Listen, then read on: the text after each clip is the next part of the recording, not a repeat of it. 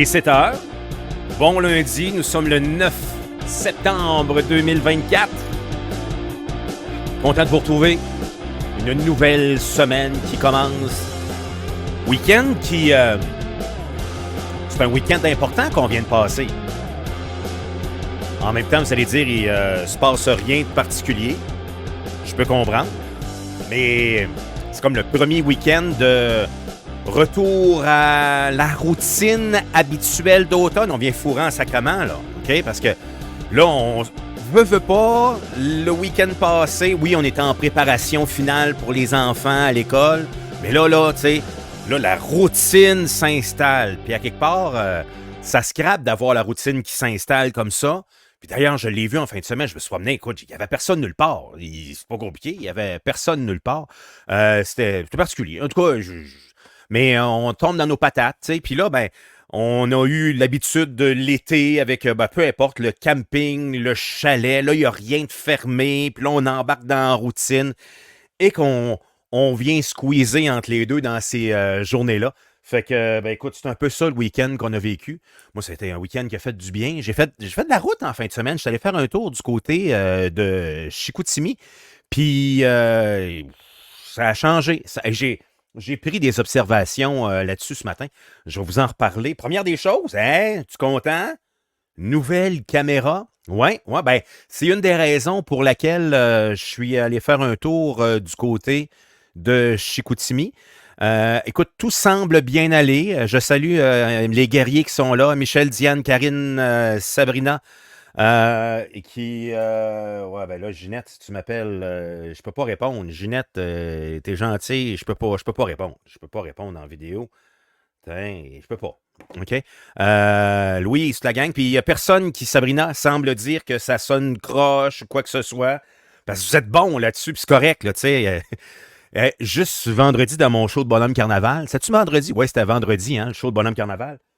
Écoute, je venais de dire que j'avais des problèmes de caméra, etc., etc. Puis on te voit mal. Ben, je le sais, là. Fait que merci de me dire rapidement quand il y a des problèmes à gauche pas à droite. Fait que là, ben, j'ai investi. Dans tout mon bénévolat, j'ai investi dans une nouvelle caméra. Louise dit c'est super. Ben, tant mieux.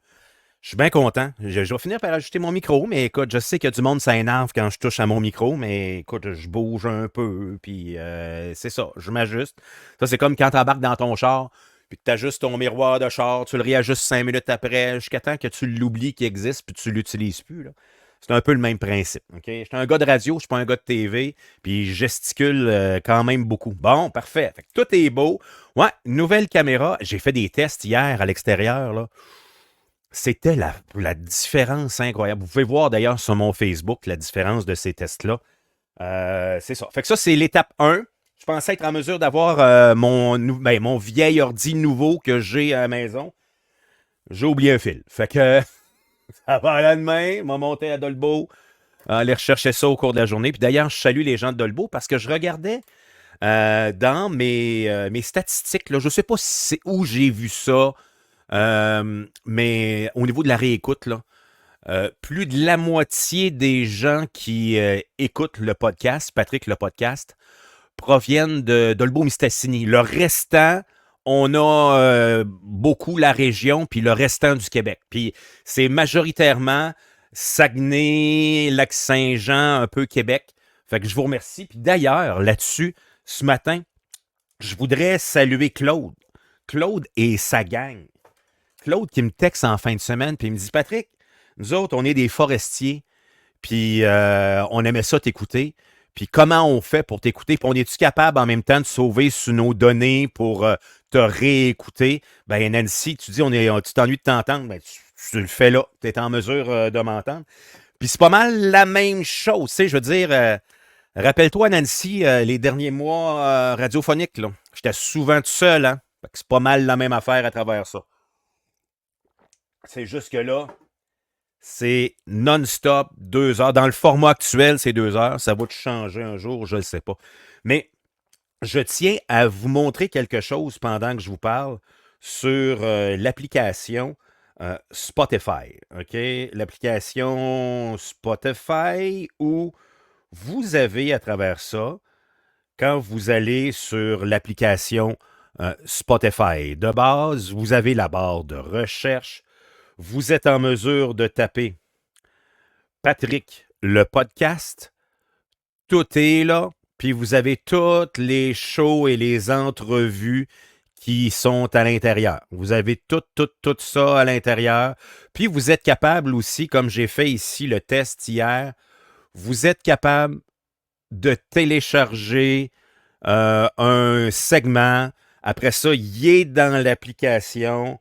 Puis vous êtes en mesure de l'écouter après ça. Peu importe où vous allez, dans un endroit hors réseau. Fait que, puis Claude, il disait, on est 7 boys qui t'écoutaient le matin, là. On trouve ça violent un peu que tu sois plus là. Fait que, voilà. Puis là, j'ai donné l'instruction parce que, tu sais, je comprends, le podcast, là, ça fait-tu 20 ans que ça existe, des podcasts? Peut-être 15, là, dans ce coin-là. Mais je comprends que sur certains aspects, puis au niveau des gens qui m'écoutent aussi, au niveau des statistiques, je vois l'âge des gens qui m'écoutent. Majoritairement, c'est des gens de 35 ans en montant qui vont s'intéresser à l'actualité. OK? En général, les jeunes de 18-22 ans, c'est pas tant ce qu'ils veulent entendre parler, là.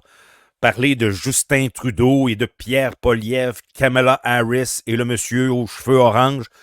C'est pas ça qui fait driver, qui fait vibrer des jeunes, là. Ils vont peut-être plus vibrer sur Occupation Double, qui a commencé hier. Je savais qu'il y avait une candidate de la région, fait que je me suis dit, je vais regarder ça quelques secondes. J'ai écouté le premier 15 minutes. Juste comment qu'elle s'appelle, la petite fille de la région? Elle s'appelle Catherine. OK, j'ai pris une note. Puis Catherine, juste pour vous dire à quel point les gens de notre âge peuvent décrocher. Parce que c'était la rentrée télé hier soir. Là. Il y avait des shows à Radcan, TVA. Puis Nouveau n'avait pas de show, là, mais c'était la nouvelle émission de Occupation Double qui commençait. Et Catherine a dit hier à la télé, OK, vous allez dire, c'est du spectacle. Je ne suis pas si sûr tant que ça que c'est du spectacle. Catherine nous dit, moi, je suis quelque peu princesse. Le chum que je vais avoir, c'est important de comprendre que c'est lui qu'il faut qu'il me coupe les ongles. J'ai fait comme, après, elle m'a dit ça à TV, là. J'ai fait comme, moi, je décroche.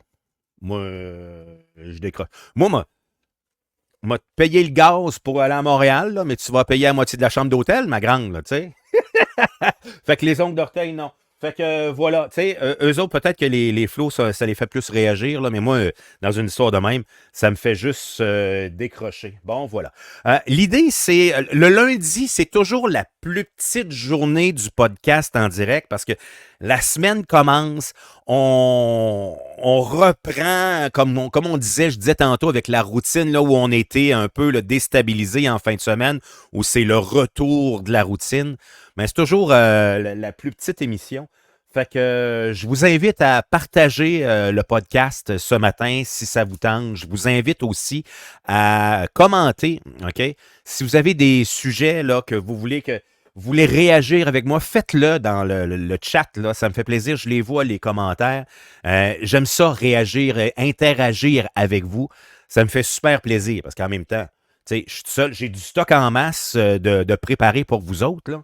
Mais si vous avez des questions, des petites affaires, c'est super cool. J'adore réagir avec vous autres là-dessus. Première des affaires, je disais que je me suis promené pas mal en fin de semaine. Et j'en reviens pas d'avoir vu la différence sur le prix du gaz en fin de semaine. Habituellement, j'ai resté dans le Saguenay-Lac-Saint-Jean en fin de semaine. Mais écoute, Roberval, on a du 1,54,9. Roberval Saint-Fé. Dolbeau, 1,67,4. Et Chicoutimi, j'ai gazé avant de redescendre à 1,44,4 au Shell. Le Shell pas loin de l'entrepôt du hockey. Puis l'ancienne SAC dépôt, là, le SAQ dépôt, là, dans ce coin-là. Hey, c'est toujours bien 23 cents de différence pour, à quelque part, ce qui est supposé être une même région. Encore une fois, ce n'est qu'une constatation.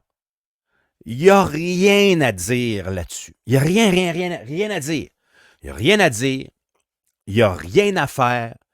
Mais Simonac, 23 cents, moi, ça me fait capoter de voir la différence de tarification dans une même région. Tu sais, des fois, dans deux régions administratives, tu sais, comment est-ce que Montréal serait plus cher à la base? Il y a une taxe de 10 cents supplémentaire là-bas pour le transport en commun. Il y a une taxe, je pense, qui est de 5 cents ou 6 cents à Québec, ou donc 4, 5, 6 là, pour le transport en commun. Nous autres, on n'a même pas de cette taxe-là. Puis, tu sais, tu vas dire, ouais, OK, la différence peut-être d'une région à l'autre. Mais là, 23 cents dans la même région. Alors, tout ce que j'ai à dire là-dessus, c'est de magasiner. Oubliez pas, hein, je n'ai parlé la semaine passée. Il y a toujours une coupe de stations plus un peu semi-indépendantes, là, parce qu'il n'y a plus grand-chose. Les stations de service, ayant connu ça pas mal, parce que mon père travaillait pour les Pétroles Irving quand j'étais flot. Ma mère aussi travaillait, était gérante dans un Irving, sur le boulevard Pierre-Bertrand, OK, à Québec. Fait que j'ai grandi pas mal là-dedans, là, au niveau de l'essence, là. Puis même les employés à l'interne, tu sais, c'est une constatation comme nous autres de A à Z, là. Il n'y a pas. La magouille est plus haute que ça, là. La magouille est vraiment plus haute que ça. Dans le cas d'Irving, c'était dans les bureaux du côté de Saint-Jean, Nouveau-Brunswick, que tout se passait, là. OK? Mais il y a toujours une couple d'indépendants qui sont en mesure de jouer avec leur prix d'essence et qui souvent vont offrir, là, je ne dis pas dans la même région, dans la même circonférence là, de quelques kilomètres, va offrir de l'essence moins chère. OK? Fait que moi, je pense que c'est plus important que jamais que vous puissiez identifier ces gens-là et que vous ayez encouragé les gens qui sont comme ça, plus près, qui vous offrent de l'essence moins chère. Bon, voilà. En fin de semaine, il y avait aussi les portes ouvertes de l'UPA. Quelque chose de moins en moins populaire. Écoute, pourquoi? Parce que, puis quand je dis moins en moins populaire, je vais être clair, là, au niveau de l'organisation de l'UPA, avant, il y avait comme chaque région, il y avait 10-12 fermes qui faisaient quelque chose. Ici, dans la région, il y en a eu deux. Là. Il y en a eu une du côté de... c'était du côté de Saint-Gédéon et une à la baie, rien au lac Saint-Jean pour les portes ouvertes de l'UPA. Mais c'est tellement d'organisation, il manque tellement de staff, je peux comprendre que ça ne lui tente pas de s'embarquer là-dedans. Mais apparemment que du côté de Saint-Gédéon et la baie, ça a bien fonctionné. C'était le début de Saint-Tite. On va en reparler un peu plus tard tantôt. Puis, écoute, je suis tombé sur de quoi tantôt. Puis, à vrai dire, c'est en fin de semaine, je suis tombé là-dessus. J'ai commencé à imprimer des choses. Oui, oui, jusqu'à temps que l'imprimante lâche tantôt. C'est merveilleux. Et, vous allez dire à la base, c'est une niaiserie. Là, on peut dire, oui, oui, c'est vraiment une niaiserie. Mais moi, je trouve ça cool. Je trouve ça vraiment cool. Dans la catégorie, on essaye de faire n'importe quoi pour dynamiser notre milieu. Écoute, c'est quand même une idée qui est sortie du côté normandin en fin de semaine, qui peut sembler être là, complètement en dehors du stade de baseball. Là.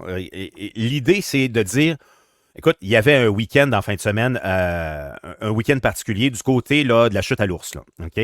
Et ils ont célébré l'année passée leur 60e anniversaire. Ça n'a pas rapport dans l'histoire, là, mais tu sais, là, ils se sont dit, qu'est-ce qu'on peut faire comme événement, là, tu sais, qui pourrait être différent de ce qui se fait ailleurs? Parce qu'à quelque part, c'est le fun d'innover. Puis il y a eu une idée innovante au point tel que j'ai parlé au maire en fin de semaine. J'ai dit, c'est quoi? Tu sais que ça part ton affaire? Il dit, bah, écoute, finalement, on va en parler ce matin. Il y avait un concours de pizza en fin de semaine. Au point tel que Radio-Canada, en fin de semaine, en a fait un article. Écoute, c'est pas n'importe quoi, là, OK? C'est un article du Saguenay-Lac-Saint-Jean. Alors, on va en parler au maire qu'on aime beaucoup. Le maire Jean Morancy, maire de la ville de Normandin, qui est avec nous. Jean, bon matin. Bon matin, ça va bien?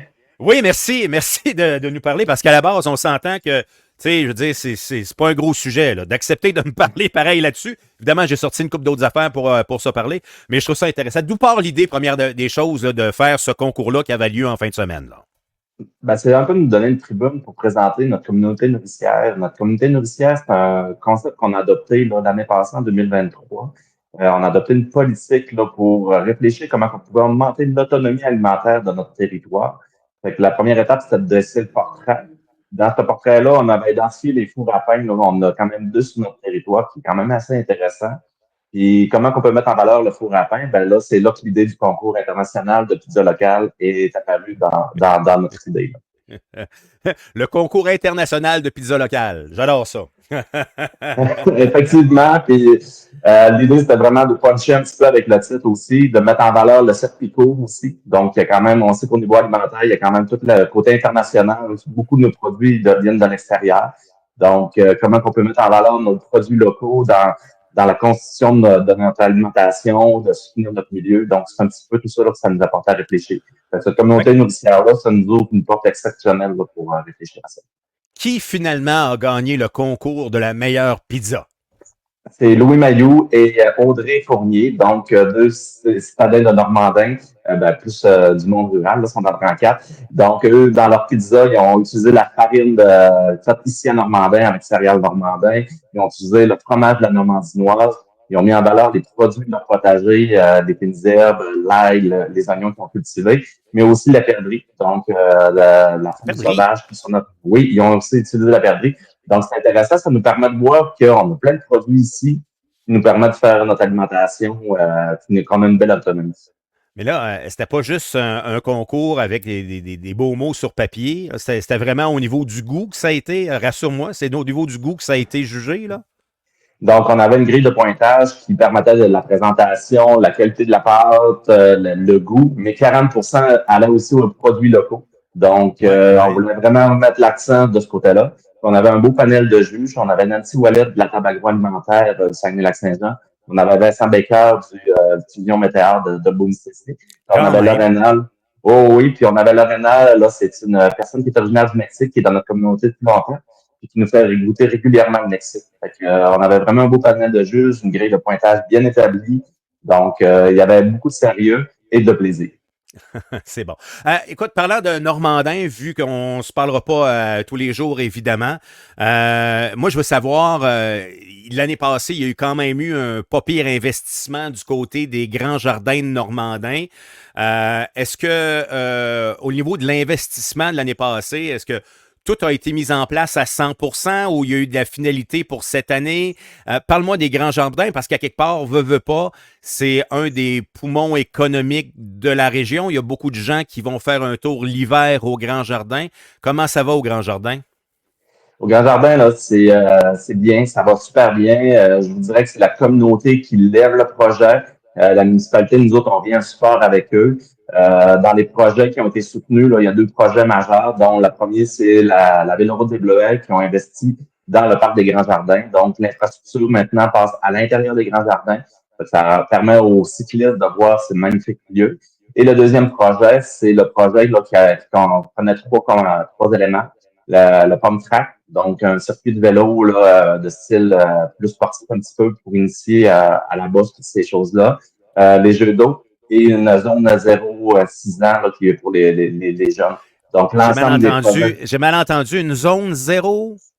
6 ans pour les jeunes, les plus jeunes enfants, là, pour leur permettre d'avoir une zone plus sécuritaire pour pouvoir réaliser leurs activités. Là.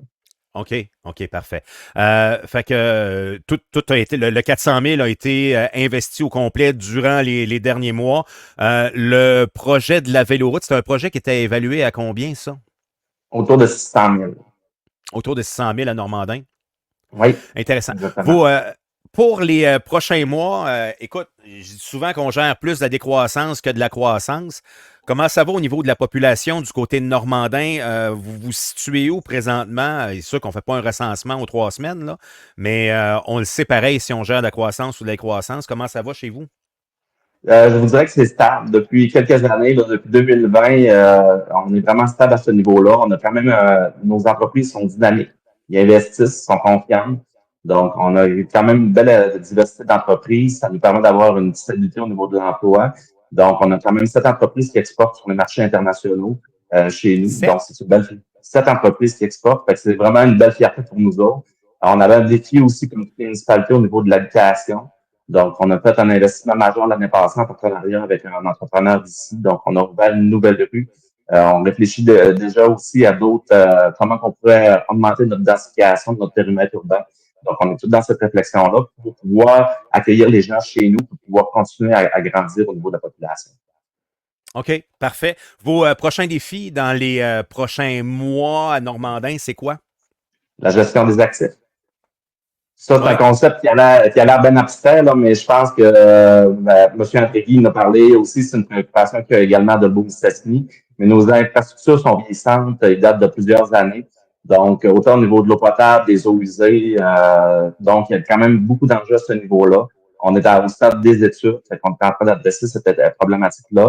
Dans les choses qui s'en viennent aussi, c'est les changements climatiques, particulièrement là, à Normandin. Là, on a eu des fortes pluies en 2018 qui ont causé des inondations au niveau du village. Donc, c'est particulier. On ne s'attendrait pas à ça là, de Normandin, mais il faut quand même se préoccuper par rapport à ce niveau-là. Donc, on est en train d'adresser aussi cette problématique-là et les îlots de chaleur. Donc, on a des belles choses qui s'en viennent là, pour pouvoir adresser ces deux problématiques-là aussi. Les îlots de chaleur à Normandin, on exagère-tu un peu dans nos phrases, là? Non, on n'exagère pas, parce que quand on a fait justement notre portrait pour notre communauté nourricière, on a eu une étude d'impact faite par le réseau de la santé au niveau régional, puis on a identifié des zones d'îlots de chaleur. Il faut savoir qu'en Normandie, on a une école primaire, une école secondaire, donc ça mène, on a aussi un centre d'achat aussi, là, qui fait du passé, là, où actuellement, c'est plus un centre d'affaires, mais c'est des grandes surfaces qui sont bétonnées, pas bétonnées, mais asphaltées. Donc, qui créent des îlots de chaleur où entouré, puis ça, en plus, c'est des lieux où il y a des garderies, des écoles primaires, des résidences de personnes âgées. Donc, c'est des îlots de chaleur qui sont importants. Donc, comment on peut enlever un peu d'asphalte pour mettre un petit peu plus de verdure. Donc, c'est le défi là, qu'on est en train de réfléchir. Oui, ouais, je comprends. OK, je comprends maintenant ce que vous voulez vous dire par là. OK. Après ça, vous parliez tantôt des égouts, parliez de l'aqueduc, que là, présentement, c'est vieillissant. On s'entend-tu que pendant une couple d'années, c'est un dossier qu'on a décidé de mettre de côté avant que vous arriviez au pouvoir, là? C'est un dossier qu'on a décidé de mettre de côté puis qui aurait dû être adressé avant aujourd'hui? Il aurait peut-être pu être adressé par le passé. C'est peut-être facile aujourd'hui de reprocher aux anciennes administrations. Je pense qu'il y avait les enjeux de leur priorité aussi. Ils ont peut-être plus géré une décroissance, moins de revenus aussi. On est dans une période où les programmes gouvernementaux nous permettent d'aller chercher des sommes aussi pour adresser cette problématique-là. Donc, moi, je pense qu'ils ont bien géré la ville avec les contextes de l'époque. Aujourd'hui, nous, on regarde en avant, puis on voit comment on peut aller optimiser chacun des dollars des revenus de taxes avec différents programmes du gouvernement pour aller un petit peu plus loin et mettre à jour nos infrastructures. OK. Parfait. Hey, merci beaucoup. Puis ben, bonne continuité pour les prochaines semaines. Puis bravo pour l'initiative de la pizza. Ben, merci beaucoup et au plaisir. Merci, Jean. Au revoir. Jean Morancy, maire de la ville de Normandin. De là, pour les gens de l'extérieur, la ville à Dédé. Oui, oui, oui. L'avenue Saint-Cyril, la patente, c'est là. OK? Pour les gens, c'est là que ça se passe. On va tasser ça, une petite affaire de même. On va se mettre douette en plein milieu. Bon, encore. Non, non, c'est de l'autre bord. OK? Bon, voilà. Parfait. Excellent. Finalement, ça n'a pas fait mieux pendant tout. Bon, demain. Ouais, des fois, au niveau des termes, on parle d'îlot de chaleur. Tu sais, je comprends. Je comprends. En parlant des explications, là, tu sais, effectivement, là, quand tu as un grand centre d'achat, de rajouter un couple des bouts de gazon puis d'arbres, mais c'est surtout ça l'affaire. Puis c'est ce que je remarque. OK? Ouais, c'est bon ça. Souvent, il y a quelque chose qu'on n'a pas fait au Québec et qui s'est fait, en tout cas, du moins dans le nord-est des États-Unis. Écoute, je suis allé faire un tour là-bas, comme je pense que je le dis à tous les jours, je suis allé faire un tour là-bas. Là. Je m'étais loué une mini roulotte là, qui était même plus basse que mon sportage. Là, vous voyez l'idée, là. C'est le genre d'affaire, tu pas de bout, là. Tu rentres dedans à genoux, là, puis c'est pas gros. Là. Fait qu'on se promenait là-dedans, puis on couchait justement. Où c'est qu'on couchait? Je couchais avec ça dans les stationnements de centres d'achat, d'épiceries, Walmart, des choses comme ça. Et la plupart, peut-être mis à part Walmart, OK, j'ai pas remarqué. Parce que bon, j'ai sincèrement pas remarqué, mais toute la gang, dans les stationnements, il y a effectivement des genres de mini terre-plein, on va dire d'à peu près, prendre une idée, là, un 5 pieds de large par 20 pieds de long. Là. Puis là-dessus, il y a quoi? Là? Il y a 2 arbres matures. Puis là, ben, moi, j'allais en dessous de ça, j'allais m'installer là pour la nuit, j'allais coucher là, en dessous de l'arbre, pour pas être dans plein milieu du stationnement, puis être au vu et su de tout le monde. Fait que j'allais me coucher à cette place-là. On s'installait là pour la nuit, puis on soupait là, puis bon, voilà, OK? Mais je réalise qu'il y en avait dans pratiquement tous les centres d'achat. OK? Des arbres matures, là, je suis pas sûr qu'on a vu ça quelque part. Fait encore une fois, tu sais, quand on parle d'îlots de chaleur, là, il y a des décisions à travers ça qui partent des années 60-70 qui n'ont jamais été évoluées, là, qui n'ont jamais évolué là-dessus. Puis là, ben, aujourd'hui, tu ne plantes pas un arbre mature, tu vas planter un petit arbre qui va être mature dans 20 ans. Là. Mais effectivement, OK, ça crée une zone d'ombre supplémentaire. C'est pas quelque chose qui, tu sais, quand il nous parle, moi, le terme îlot de chaleur, parce que moi, je pense que le maire le maire de Normandin, quand il nous parle d'îlot de chaleur, puis qu'on parle d'infrastructure, moi, je suis persuadé que pour avoir des subventions gouvernementales, ça doit faire partie du discours qu'il doit avoir maintenant en 2024 pour avoir les sous. Il n'est pas obligé de répandre la nouvelle comme ça quand il discute avec du monde comme nous autres. Okay? Sauf que le programme, là, pour avoir de l'argent qui n'a même pas rapport à l'environnement, il faut tout embarquer ça là-dedans pour bien paraître. Tu sais, pour les gens qui sont déjà allés à Normandin, les îlots de chaleur, c'est un gros terme. C'est un très gros terme, les îlots de chaleur, tant qu'à moi. Bon, voilà. 7h27. Ce matin, on va aussi revenir, là, 8h, 8h30. Il y a un des sujets qui n'a pas été abordé encore à travers le Québec, tant qu'à moi. Ben, il y a GND qui en a glissé un mot, mais c'est à travers son idée de cave. Là, ça fait une semaine et demie que GND est là-dessus, sur la faim dans les écoles. Oui. La faim dans les écoles, sur lui, là, il est parti, là, sa prochaine croisade. Ben, ça fait 2 semaines qu'il est comme ça. J'espère que pour la 3e semaine, il va changer de cassette un peu. Là. J'ai hâte de voir. Là, il parlait des écoles trop petites hier, en fin de semaine. Là. Mais son fameux programme national d'alimentation scolaire à l'ensemble des établissements, qui est toute qu'une idée tout croche, encore une fois.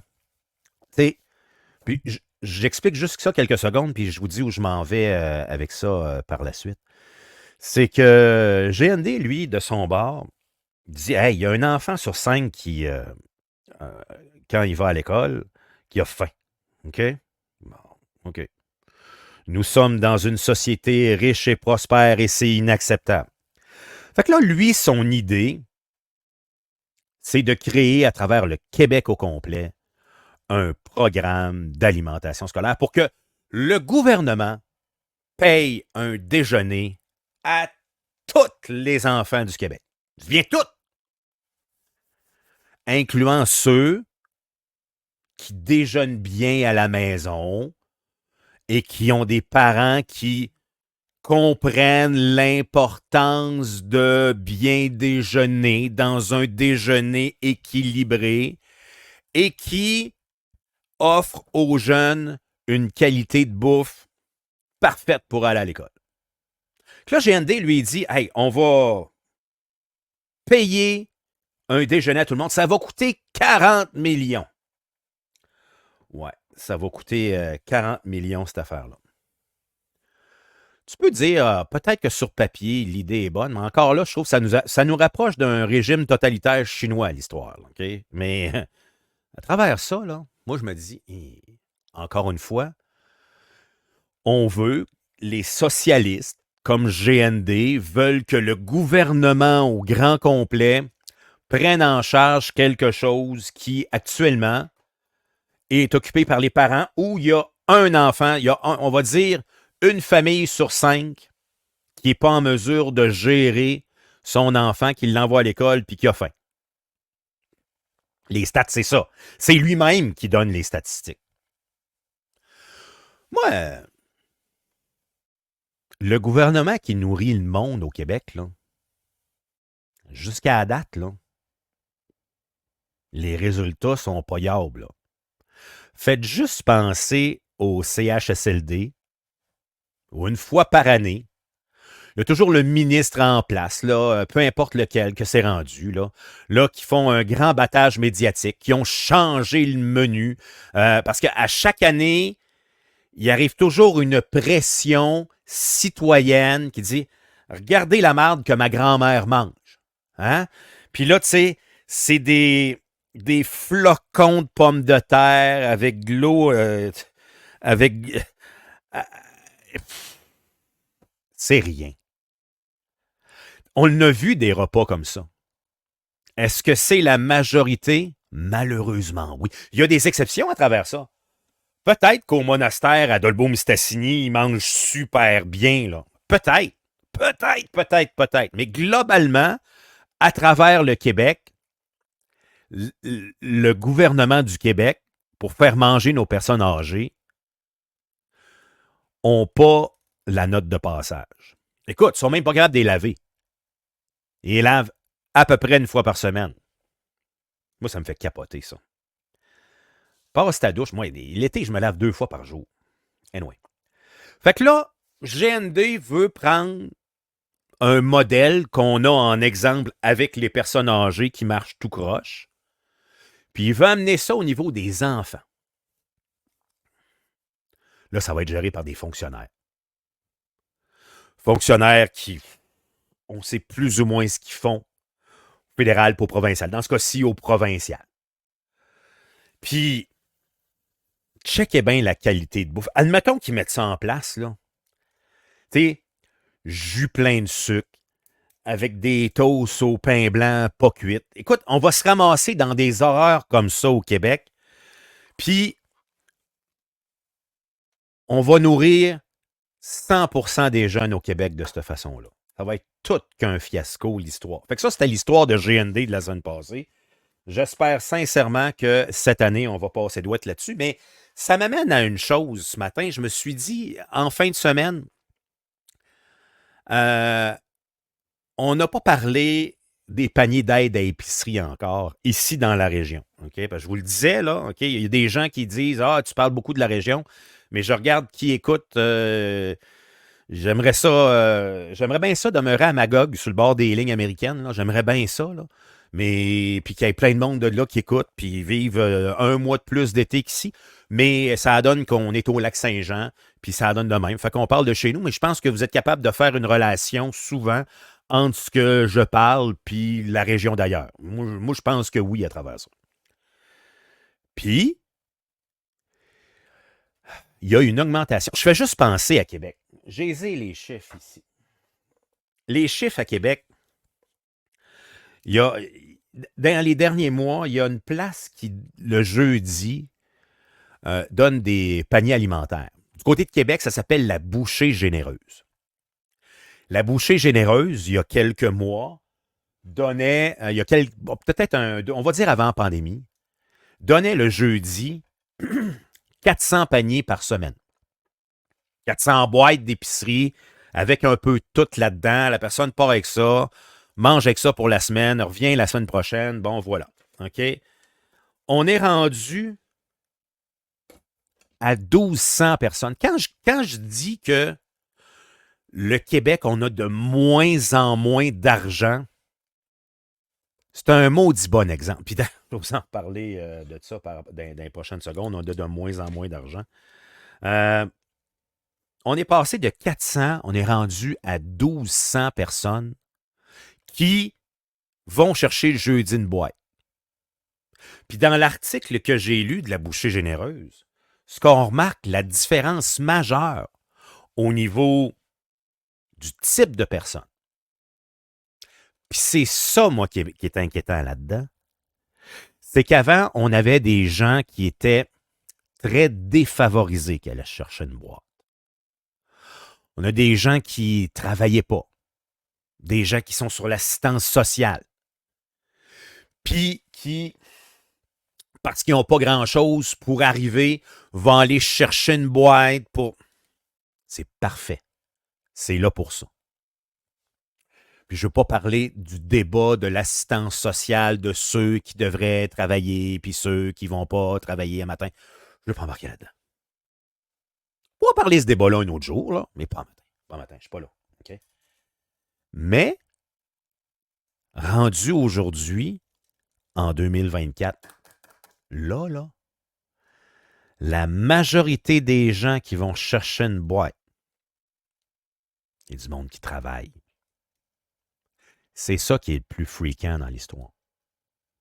Tu as du monde qui travaille, puis qui sont même pas capables d'arriver, puis qui pilent sur leur orgueil pour aller faire une file le jeudi pour aller chercher une boîte. Fait que ce matin, je me suis dit, on pourrait vérifier ici comment ça va avec, entre autres, Moisson Saguenay-Lac-Saint-Jean. On va leur parler plus tard dans l'émission sur cette aventure-là. Parce que l'année passée, je me souviens, Yannick Soumy, qui est le directeur général de Moisson Saguenay-Lac-Saint-Jean, nous disait que ça va relativement bien. Il y a une légère augmentation, mais là où on a le plus de misère, c'est au niveau des bénévoles. Bon, parfait. Fait qu'on va regarder comment ça va cette année. On va essayer de creuser avec ça sur comment ça va dans notre histoire de bénévoles. Bon, voilà. Je vais aller voir si j'ai des nouvelles de... ben écoute, Stéphane, le lien est dans Messenger. Hein, voilà. En tout cas, merveilleux. Parfait. Bon, voilà. On gère la technique en même temps. Ben oui, vous le savez. On améliore les choses, on améliore la caméra, qui n'est pas parfaite, là. Parce que quand je touche à la table, rapidement, à swing, là, il n'y a pas de stabilisateur dedans. Mais apparemment, selon les specs, c'est une des excellentes caméras pour faire du streamcast, faire du podcast, qui a aussi une belle résolution à l'extérieur. Fait que si j'avais idée de sortir à Saint-Tite, ça serait parfait. Malheureusement, je trouve que le temps, écoute, là, avec ce test-là de vendredi, je sais pas, mais Saint-Tite, écoute, ça m'intéresse, là, mais je suis pas sûr que je vais passer. Mais écoute, c'était quand même le premier week-end de Saint-Tite en fin de semaine. L'année passée, de ce bord-là, on a eu une année record au niveau de l'achalandage. On était à 725 000 personnes l'année passée qui ont passé le tourniquet pour aller faire un tour, parce que c'était quand même l'année passée le 55e. Cette année, on s'attend un petit peu moins, mais quand même plus de 6 000 personnes qu'on s'attend. Il faut quand même rappeler que il y a 4 000 personnes dans le village. Fait que le village grossit pas rien qu'à peu près. Puis là, ben, il y a un deuxième week-end qui s'en vient. Est-ce que je vais aller faire un tour? Je ne sais pas, là, cette année, je verrai avec ça. Au total, on parle dans les chiffres que j'ai trouvés pour vous autres, il y a 10 000 véhicules motorisés qui vont faire un tour là pendant les 2 fins de semaine. Il y en a beaucoup qui parquent leur motorisé là, laissent là pour la semaine, partent en char, reviennent le week-end d'après.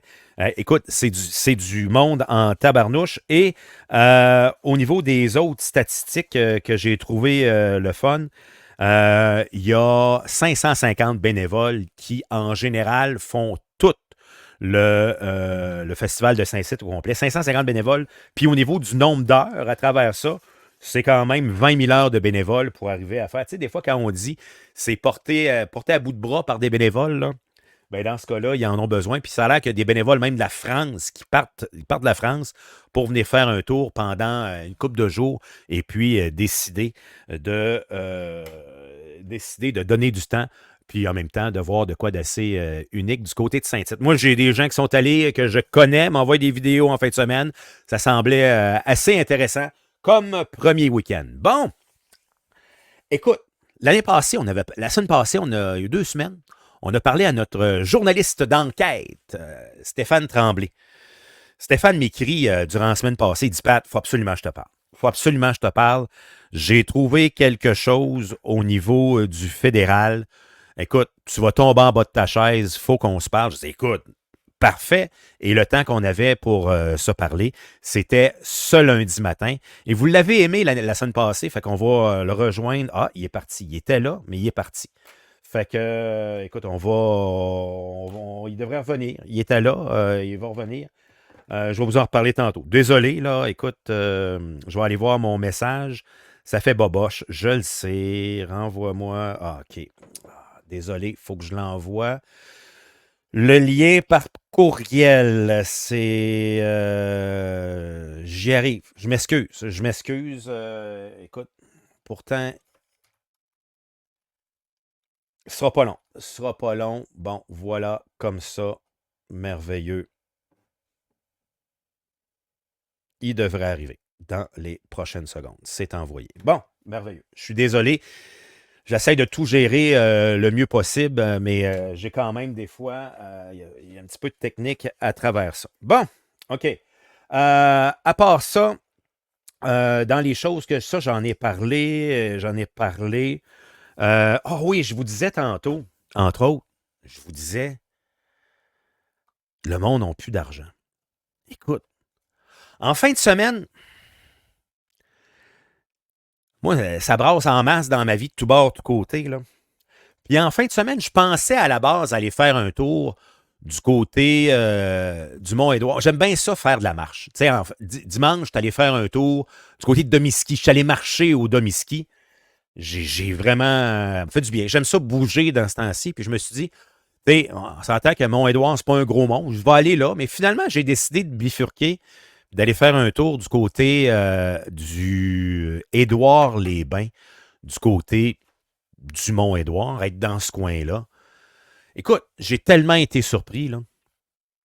Vous allez me dire, ah, c'est peut-être pas la période, là, que janvier, quand il fait moins 2 degrés, en janvier, un beau samedi, c'est plein, je comprends, là. Mais durant tout le temps que j'étais là, il y avait un couple de Français qui arrivait de la France qui y était, puis il y avait moi. Tu seul, la place au grand complet. Ça coûte 50$ par personne, là. Ça coûte 50$ par personne. Je suis encore capable, même si je ne travaille pas dans ce temps-ci, je suis capable de m'acheter une caméra, puis je suis capable d'aller là, à 50$. Là. Vous dire, là, je me suis dit, puis la personne me disait, tu rentres là, puis au niveau staff, là, il n'y a même plus personne à l'entrée. C'est rendu qu'il faut que tu réserves avec sur l'application, il te donne le code de la porte, tu rentres, tu te prends une serviette, il n'y a plus personne, il y a un garde. Il y a un garde qui est là, qui est pas habillé comme les madames habillées en blanc dans le temps. Là. Je vais vous dire que j'ai trouvé ça particulier. Puis j'étais déçu parce que je me souviens d'être allé à Édouard-les-Bains il y a une dizaine d'années, une quinzaine d'années.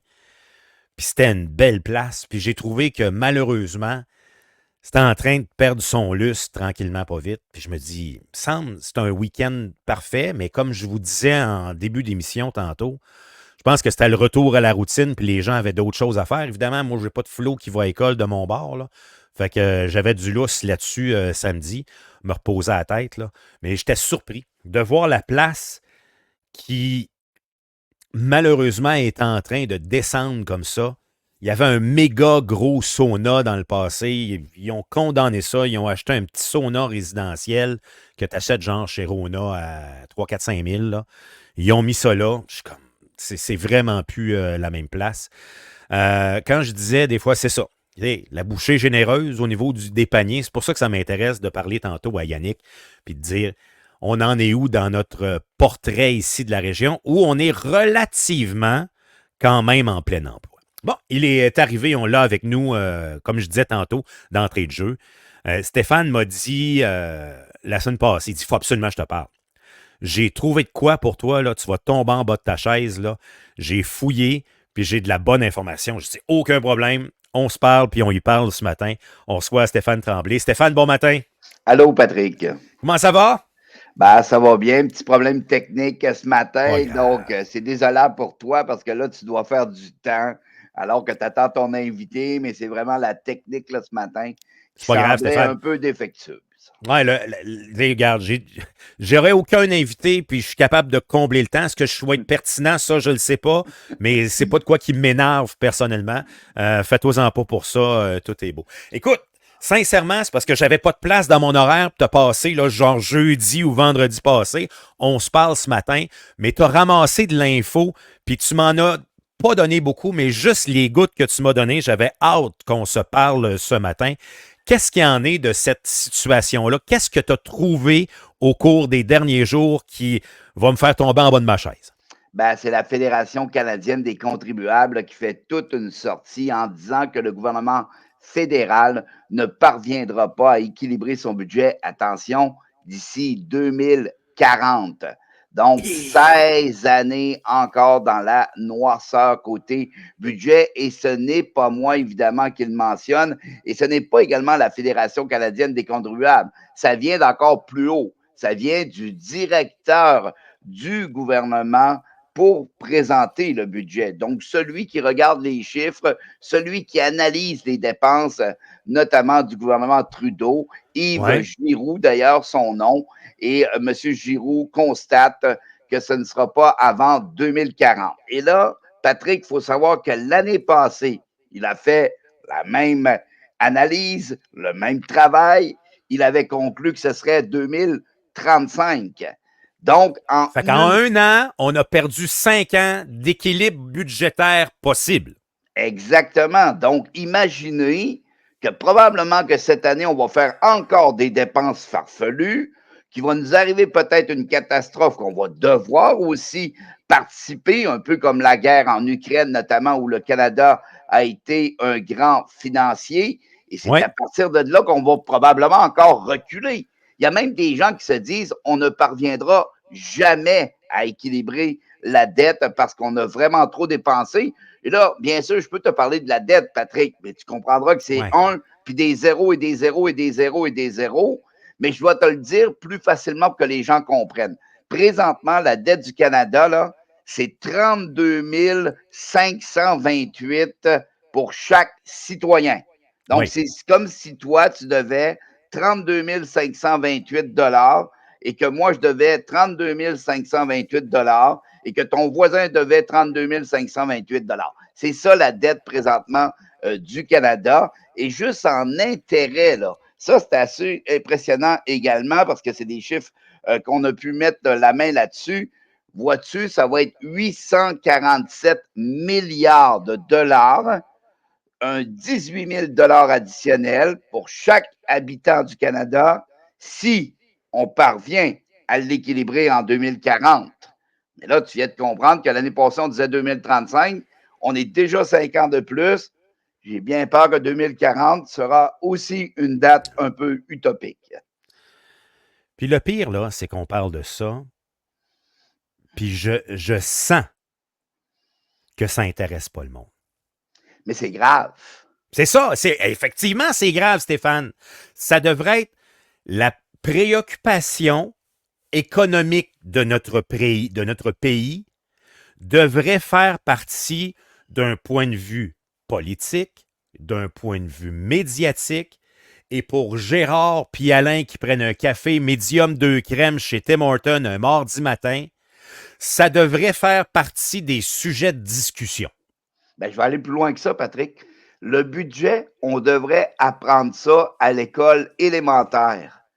Et pourtant, on ne nous montre pas comment faire un budget, même pas rendu au secondaire. Puis après ça, on se demande pourquoi on a de la difficulté à joindre les deux bouts, pourquoi qu'on fait des dépenses un peu farfelues, mais nos élus, ceux qui nous gouvernent, Cibolac, font des dépenses farfelues, font des dépenses inexplicables. Là, ben, d'ailleurs, j'en parlais tantôt avec GND qui veut nourrir tous les enfants à l'école. C'est complètement ridicule comme histoire. Là. C'est une idée socialiste qui devrait pas, on devrait même pas mettre ça publiquement dans les médias en disant non, écoute, va te recoucher, t'as pas assez dormi. Là. Puis là, l'histoire là-dedans, c'est que quand tu nous parles de 2040, ce que les gens doivent comprendre, c'est qu'on est uniquement dans une balance budgétaire, que les revenus d'une année soient kiff-kiff avec les dépenses de l'autre année. On n'est pas là, on n'est même pas dans la dette là-dedans. Là. Non, pas du On tout. est dans le revenu budgétaire équilibré, chose qui, la dernière fois, s'est faite sous le règne de Stephen Harper il y a une douzaine d'années. Ça fait très longtemps, évidemment, et on sait que le gouvernement de Justin Trudeau sont beaucoup montrés du doigt, notamment pour être de grands dépensiers. Juste cette année, là, c'est 508 milliards de dollars qu'on va devoir emprunter pour répondre à toutes les promesses qui ont été faites. Et ça représente 83% de la fameuse dette qui vient d'ailleurs à échéance. Donc, ça démontre, je sais qu'on parle de gros chiffres et peut-être que ça intéresse un petit peu moins le monde parce que c'est tellement des gros chiffres qu'on est perdu là-dedans. Mais moi, là, Patrick, peu, là, je veux juste dire une dette. chose. Même si on dit que, quand je te dis que ça intéresse pas le monde, c'est pas parce que je veux te flusher, puis pas parce que je fais comme ah, tu m'amènes de quoi qui m'intéresse pas. C'est pas ça, moi. Je veux faire comprendre aux gens l'importance de s'y intéresser. C'est ça que je veux faire comprendre aux gens. Là. Mais on est dans un gros défi parce que malheureusement, les gens ne s'intéressent pas beaucoup à la politique et encore moins justement du côté fédéral et surtout pas si je parle de budget.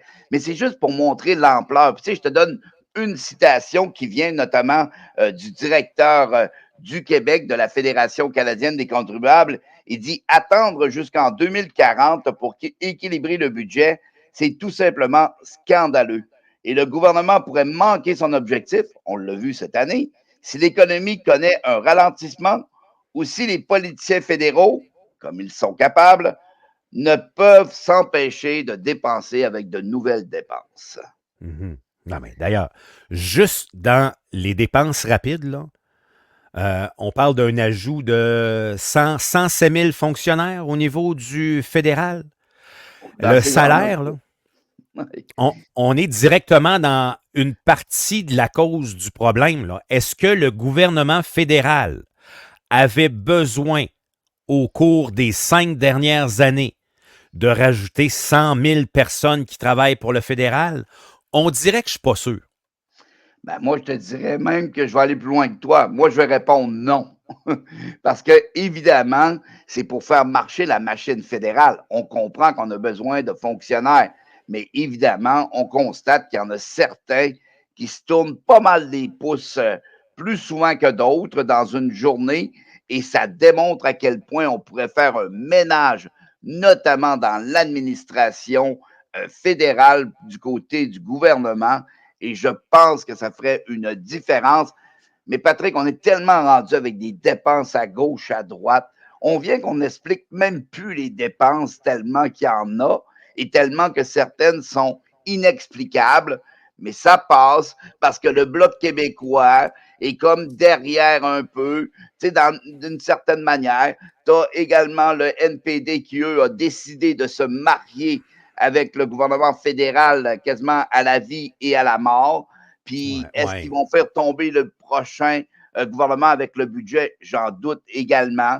Donc, c'est ça. Donc, on s'en va où avec ça? Oui, il y a Pierre Poilievre qui est arrivé, puis qui semble vouloir changer un peu la donne, mais ça reste quand même qu'au Québec, notamment au Saguenay-Lac-Saint-Jean, on est très fort, évidemment, avec le Bloc québécois et on pense vraiment que c'est la solution. Mais rappelons-nous, Patrick, là, la venue du Bloc québécois à Ottawa devait être que temporaire. Passagers. Exactement. Passagers, ça fait un moyen bout de temps qu'ils sont passagers. Là. C'est pas compliqué. Le Bloc québécois, c'est le statu quo avec la situation actuelle. Pas compliqué, là. Ils sont déjà au pouvoir. Ben, pas au pouvoir, mais sont déjà avec un nombre de députés assez fort pour faire partie du problème dans toute l'histoire. C'est capoté parce que, tu regardes ça, Stéphane, là. Qu'est-ce qui a fait déraper la CAQ? Exemple, là, je nous sors du fédéral quelques secondes, mais on reste sur la politique et les finances. Hey, qu'est-ce qui a fait déraper la CAQ? C'est un baptême de 750 millions pour les Kings pour 2 matchs de hockey à Québec. Puis les gens, à ce moment-là, ont fait « Oh non, moi, j'aime plus ça. » Mais C'est rien dans toute l'histoire. Il y a bien d'autres décisions qui ont été prises que bien avant ça, on aurait dû décrocher du parti au pouvoir, soit les libéraux ou la CAQ, mais c'est une histoire d'émotion, de club de hockey, puis le peuple s'est reviré de bord là-dessus. C'est quand même capoté, là. Il a fallu une histoire aussi banale que ça à prime abord pour faire comprendre aux Québécois que la lune de miel avec la CAQ était terminée et on va le Ouais. voir dans les prochains sondages, évidemment, et bien sûr encore plus lors des prochaines élections. Je pense que ça va être de plus en plus difficile pour la CAQ. Et la même chose, hein, on était au fédéral au départ, même chose pour Justin Trudeau. Ça va pas bien là, dans sa barque, là, comme on pourrait dire. Il y en a une couple qui sont en veuille de quitter le navire. Reste à savoir si le capitaine va rester au volant. Ben là, le bar, cette semaine, sont à Nanaimo, là. Ils ont une rencontre libérale, là. Moi, j'ai l'impression qu'il y a du Fitzgibbon qui va se passer là-bas. Il y a une couple de rats qui vont quitter le navire avant que le navire coule, là. Ça ne me surprendrait pas du tout de voir ça. Puis ça ne me surprendrait pas de voir un putsch pour sortir le gars parce que le gars veut s'accrocher au pouvoir. Moi, je suis persuadé qu'on va voir ça. Exactement la même chose que du côté des États-Unis avec les démocrates. Il ne faut pas oublier que Justin Trudeau, c'est quand même le fils de Pierre Elliott Trudeau. Et Pierre Elliott Trudeau, c'est quand même lui qui est derrière la fameuse nuit des longs couteaux. Oui, avec le Québec. Ben, avec Paul Québec, là. Oui, c'est ça, oui. Exactement. Ouais. Donc, on ne peut pas avoir, je pense, un amour sincère pour justement les Trudeau. Mettons-les dans le même bain, là. Et justement, quand on voit que Justin dépense vraiment comme sans réfléchir parfois, et là, c'est pas nous qui le disons, là. C'est la Fédération canadienne des contribuables qui a sorti des chiffres, mais à partir justement du directeur parlementaire du budget. Sa job à lui, c'est d'analyser les chiffres. Et lui constate Yves Giroux. Puis Yves Giroux, là, il n'est pas adoré nécessairement dans le budget. Il n'est pas adoré nécessairement avec le gouvernement fédéral parce que, vois-tu, cet été, il s'est fait reprocher notamment d'avoir oublié un petit détail sur la taxe du crédit carbone. Et là, il a passé un mauvais quart d'heure. Là. Il est allé devant les politiciens puis il a dû s'expliquer. Donc, vois-tu, son rôle à lui, c'est de vraiment démontrer les vrais chiffres, de démontrer qu'est-ce que ça va donner au bout de la ligne. Et lui constate que ça va pas bien parce que là, on parlait de 2035 l'année dernière. Un an plus tard, on n'a pas allongé d'un an, là. On vient d'allonger de 5 ans.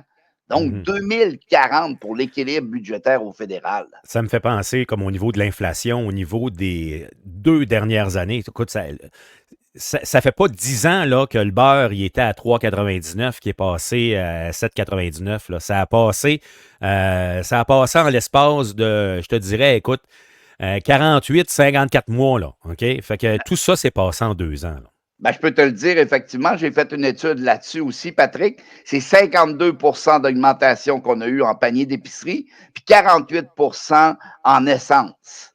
Donc, puis encore là, tu sais, quand tu dis 58 il y a des articles là, qui c'est plus que ça. Là. Oui, c'est une moyenne, là. C'est une moyenne, là. Une moyenne, effectivement. Puis, tu sais, du côté de l'essence, on a eu des bons, on a eu des baisses. C'est autour de 48 qu'on parle d'augmentation. Donc, pas surprenant d'aller fouiller dans nos poches puis d'avoir de la difficulté à trouver des sous, là. Non, c'est ça. Puis ça, c'est au niveau de la bouffe. Mais tu sais, quand tu parles au niveau des services, là, tu veux faire installer, là, je sais pas, moi, tu veux caler le plombier pour qu'il vienne changer le chauffe-eau, là. Ben avant ça, changer le chauffe-eau, il coûtait 700$, puis il y avait 500$ de temps. Ben ça faisait 1300$. Ben c'est bonne valeur, faire venir le plombier à cette heure pour changer le chauffe-eau, c'est rendu 2000$ avec le chauffe-eau. Exactement. On n'est pas loin d'avoir doublé un peu partout. On est pas mal à côté. Puis moi, peu importe qui est au pouvoir, tout ce qui m'importe, moi, personnellement, c'est d'avoir un budget, un semblant de budget équilibré. Puis là, présentement, cette année, ce que tu nous démontres, c'est qu'on est à milieu d'être dans un budget équilibré avec le gouvernement en place. Ça va pas bien. Effectivement, les chiffres ce matin, là, ont de quoi nous inquiéter. Et c'est plate, Patrick, justement, que malheureusement, nos auditeurs ce matin, puis on parlerait de ça dans la rue, ce ne sera pas le sujet de conversation. Personne ne va à peu près parler de ça. Mais la nouvelle, elle est très inquiétante. Je vous annonce que des spécialistes ont vraiment regardé les chiffres et constatent qu'on a encore pour 16 ans à être dans le rouge. Il me semble que ça me ferait réagir. Est-ce que les gens, puis probablement pas les autres, je dirais peut-être pas nécessairement les auditeurs qui nous écoutent. Parce qu'à quelque part, s'ils écoutent ce que je fais comme type de radio, c'est des gens qui ont sont plus vite, là. Sauf que tantôt, je te parlais de Gérard puis Alain avec le moyen 2 crèmes chez Tim, là. De quoi ils vont parler ce matin, là? Ils vont parler du nouvel animateur de Chanteur masqué, puis que Mélissa Bédard est rendue juge à Chanteur masqué. C'est ça qu'ils vont parler ce matin. C'est pathétique, ça, là. Oui, mais c'est ça. C'est ça. Stéphane, merci de nous avoir parlé. Merci énormément. Au plaisir, à la prochaine. À bientôt. Au revoir. Stéphane Tremblay, écoute, 2040, ça, je ne savais pas ces chiffres-là, là, OK? C'est majeur, puis c'est pas sorti, j'ai pas vu ça nulle part passer, ces choses-là. Puis d'ailleurs, ça nous amène au fait que présentement, je vous l'ai dit, on a de plus en plus de misère à arriver. Le beurre, puis je stick sur le beurre à 3,99 qui est rendu à 7,99, là. C'est le double en à peu près 1 an, 3/4, 2 ans et demi. Pas bien plus que ça. Tout est rendu le double partout. Juste au resto. Je vous l'ai dit, je suis allé faire un tour, chercher ma caméra en fin de semaine. J'ai essayé de trouver une caméra locale, une webcam locale ici au Lac-Saint-Jean. Dans le domaine du roi, dans Maria-Chapdelaine. Parce que moi, je me dis, tant qu'être rendu à Lac-Saint-Jean-Est, je flèche du côté de Chicoutimi, là, OK? J'ai rien trouvé. J'ai fait toutes les places, toutes les places électroniques. Je n'ai pas été capable de rien trouver. OK? Fait que j'ai trouvé celle-là du côté de Chicoutimi. Fait que je suis allé faire un tour. Hey, juste la bouffe au resto, là. Je suis allé manger un burger à la Belle et la Bœuf. J'aime ça aller là. Une consommation, un burger, puis un petit dessert. Avant les taxes, 44,44. Avec les taxes, 53,8. Avec le type, 57 piastres. Pour un burger. Tu y retournes pas le lendemain, là. Tu attends 2 semaines avant de retourner au resto, là. Tu dis, voyons donc, ça, c'est une personne. Imagine, papa, maman, les 2 enfants. Écoute, tu claques 200 piastres, là, pour des burgers au resto, là. Je peux comprendre qu'on n'a pas beaucoup d'argent. D'ailleurs, par rapport à ça, on va aller voir comment ça se passe ici dans la région, directement sur la ligne verte, la ligne de base. Comment ça se passe dans notre aide alimentaire? Je n'ai pas entendu personne, encore une fois, en parler cette année. Je pense que dans Patrick le podcast, on sera les premiers à en jaser de la nouvelle saison, la rentrée automnale, comment ça va. On en parle avec Yannick Soumy. Yannick est le directeur général de Moisson Saguenay-Lac-Saint-Jean. On l'accueille. Yannick, bon matin. Bon matin, Patrick. Merci de prendre du temps pour nous parler, d'accepter de nous parler de la situation de Moisson Saguenay-Lac-Saint-Jean. Première des choses, est-ce que on est en mesure, est-ce qu'on a compilé au cours des dernières semaines, des derniers mois, les chiffres de cette année où on est rendu pour la rentrée 2024 versus 2023? Patrick, les chiffres ne sont pas encore tout à fait complétés. Le bilan fin va sortir exactement au mois d'octobre, à peu près mi-octobre, fin octobre, comme à tous les années. Donc, le bilan fin, c'est une compilation qui est faite à partir du mois de mars de tous les organismes qui font de l'aide alimentaire auprès des bénéficiaires. Alors, comme je disais, là, le bilan fin, octobre va sortir, mais ce qu'on voit, parce qu'on a des chiffres préliminaires à l'heure actuelle, on est en train de valider les informations, les chiffres avec des spécialistes, puis je pourrais vous dire que comparé à l'année passée de ce qui se dégage, il va y avoir encore une augmentation, malheureusement. Oui. Augmentation qui peut être plus dans le coin de 5 ou 30 Je comprends qu'on n'a pas les chiffres finaux, là, mais c'est une augmentation minime ou une augmentation considérable? Il y a un petit embargo, excuse-moi, je ne peux pas trop dévoiler les statistiques, les pourcentages. Pour l'instant, il y a un embargo jusqu'en octobre. Je pourrais t'inviter, Patrick, par contre, là, lorsque le bilan fin sortira. Mais si on regarde le bilan fin de 2023, comparé à 2022. Je ne sais pas si tu te souviens, mais il y avait eu des records historiques de demande d'aide alimentaire. Juste dans la région, on était à 12 665 personnes par mois qui avaient recours à un service d'aide alimentaire. Et ça se décomposait à peu près à 60 000 services alimentaires par mois. Donc, c'est énorme pour notre région. Et pour le Québec, c'était un Québécois sur 10. Donc, 10% de la population québécoise qui a eu recours à de l'aide alimentaire et 33% de la population québécoise qui a vécu de l'insécurité alimentaire en 2023. Donc, 33%? 33%, c'est un tiers de la population. Donc, c'est extrêmement énorme. Et là, je vous entendais parler un peu dans le reportage précédent, Patrick, puis il ne faut pas oublier là, qu'on a vécu 29 mois d'inflation alimentaire qui a décollé en septembre 2021, qui s'est terminé à peu près, qui a commencé, je pense, les baisses au niveau de l'alimentation, bien sûr, en février dernier. Donc, c'est 29 mois où ce que l'inflation alimentaire était supérieure à 3%. Je serais curieux de voir les produits, lesquels qui ont baissé, parce que je les ai pas remarqués, là. Moi, ceux qui ont baissé, je les ai pas remarqués. Et voilà, tu as tout à fait raison. Et il ne faut pas oublier que dans le pic de l'inflation, l'inflation alimentaire a avoisiné à peu près les 11%. Donc, mais ce qui est important de mentionner aussi, tu sais, on parle du taux d'inflation qui avoisine les 2% maintenant, selon la cible de la Banque du Canada. Mais l'inflation alimentaire continue à augmenter, mais juste à un rythme normal. Donc, c'est-à-dire que ça n'augmente plus de mois en mois de 10%, d'année en année, mais de peut-être 3-4% environ. Donc, l'inflation continue à augmenter, pareil, au niveau de l'alimentation. Tu sais, quelque part, là, si quelqu'un pèse 200 livres, puis qui mange comme un cochon, puis qui monte à 260 livres en l'espace de pas très longtemps, puis après ça, il dit « Ah, c'est pas pire, j'ai juste pris 2 livres le dernier mois. » Ouais, c'est parce que tu as encore tes 60 d'over, là, tu sais, on le traîne, là, cette inflation-là, là, pour faire une relation avec le poids, là, il est dans notre corps, puis on le traîne, puis on va le traîner longtemps, là. Ça nous prendrait tout qu'un coup de barre pour que les choses redescendent, puis j'ai pas l'impression qu'on s'en va là-dessus. Parle-moi du profil. Qui remarques-tu? Comme je disais comme exemple tantôt, là, j'ai vu un article à Québec, puis je ne veux pas mélanger les choses, mais je vais quand même donner cette donnée-là. Tu seras en mesure de nous dire où on en est, nous, chez nous, peut-être de commenter l'histoire.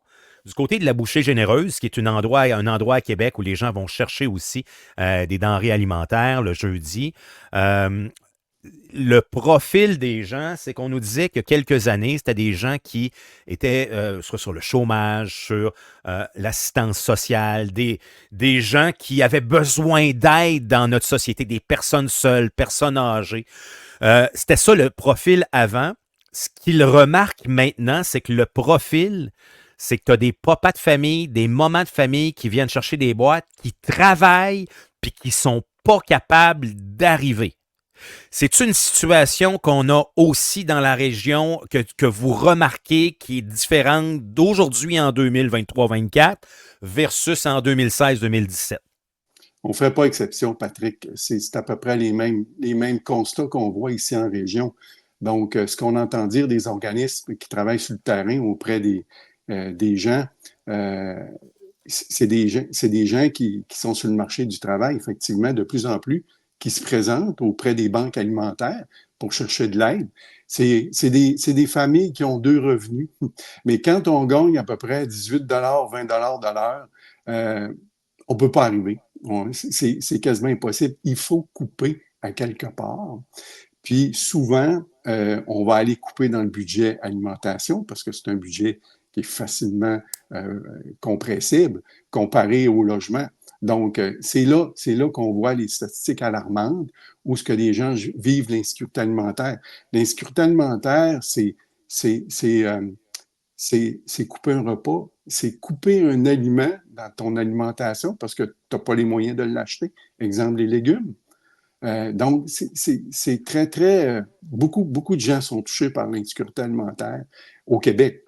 Alors, mais oui, c'est plus les gens qui avaient des contraintes sévères à l'emploi, qui recevaient des prestations d'aide sociale.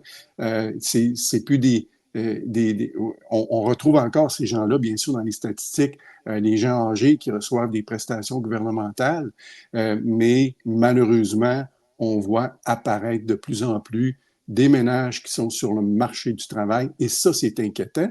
Puis d'autant plus qu'on est dans une période économique, un ralentissement économique où ce qu'on voit, le taux de chômage augmenter au Canada, puis j'ai regardé les statistiques en fin de semaine, 3 mois d'affilée, le taux de chômage au Saguenay-Lac-Saint-Jean qui augmente, qui est rendu à 3,7 %. Donc ça, c'est inquiétant parce que qui est quand même plus bas qu'ailleurs au Canada, mais quand même, on monte pareil. Je fais partie de ceux-là qui sont sur le chômage présentement. C'est pas drôle.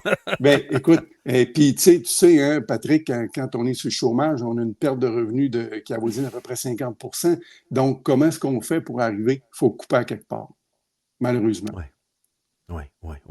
Donc, oui, on voit beaucoup de gens, malheureusement, là, qui se présentent dans les banques alimentaires, qui sont sur le marché du travail. Donc, c'est le travail qu'il faut faire, je te dirais, c'est une redistribution de la richesse, des salaires décents pour que les gens puissent vivre décemment. Comment vous faites présentement pour recevoir de la bouffe? Ça doit être plus dur qu'avant. Ça doit être tout qu'un casse-tête. Probablement qu'en 2009, ça rentrait à pocheter. Écoute, il y avait un conteneur. Puis bon, ouais, pas grave. Ça roulait. Ça devait rouler. Là, dans ma tête, me semble, ça devait rouler. Aujourd'hui, ça doit rentrer pas mal plus au compte-gouttes. Puis vous devez pratiquement avoir des vendeurs qui disent « Hey, on peut-tu en avoir? » là, des solliciteurs là, pour aller faire le tour. Comment cette portion-là de votre travail s'est transformée au cours des 10 dernières années? Bien, heureusement, dans les 5 dernières années, Patrick, on a développé un programme qui s'appelle le programme de récupération supermarché, qui a été travaillé avec Banque alimentaire Québec auprès des grandes bannières alimentaires du Québec. Donc, nous, ça nous permet d'aller récupérer les invendus auprès de ces grandes bannières-là. Donc, notre approvisionnement vient principalement d'eux. Donc, et je te dirais qu'on a vraiment une belle collaboration et une collaboration qui est essentielle parce que c'est à peu près, je te dirais, pour l'instant, chez nous, c'est 80 % de notre approvisionnement qui vient du programme de récupération des supermarchés. Donc, et ça a augmenté d'année en année parce qu'on a travaillé le programme depuis les 5 dernières années. Donc, nous, au Saguenay-Lac-Saint-Jean, on est comme à maturité, ce qui veut dire qu'on travaille avec la majorité des supermarchés de la région du Saguenay-Lac-Saint-Jean. Je te dirais, il y a à peu près 3-4 supermarchés avec lesquels on ne travaille pas. Puis bien sûr, on a les autres commerces là, qui sont hors PRS, Costco, Walmart, donc qui nous donnent quand même un approvisionnement très appréciable. Vous recevez du Costco et du Walmart, oui? Oui, absolument. Nous, on sollicite beaucoup les fournisseurs, justement, pour être capable d'avoir un approvisionnement constant, pour être capable de bien répondre à la demande aussi, puis aussi de conscientiser ces fournisseurs-là au gaspillage alimentaire. Donc, c'est important, puis il y a une conscience sociale aujourd'hui. Là. Le gaspillage alimentaire, là, on peut plus accepter ça aujourd'hui. Donc, il faut vraiment capitaliser sur ce fait-là, malgré qu'il y en a encore beaucoup. Je comprends que c'est des gros feux d'artifice, mais quand on voit, une fois de temps en temps, on voit un reportage où ils nous passent ça à TVA, puis on voit des containers pleins de magasins à 1 piastre, 2, 3, 4, 5 piastres, là, le container plein de stock, passé à l'exacto. Ça fait mal au cœur de voir ça en 2024. Absolument. C'est des décisions corporatives qui ne sont plus acceptables aujourd'hui. Donc, je te dirais que les corporations vont devoir changer leur façon de faire par rapport au gaspillage alimentaire, donc, et bien d'autres choses, aussi le réemploi de certains produits. Donc, mais effectivement, oui, nous, on travaille extrêmement fort pour que notre approvisionnement augmente parce que les demandes augmentent.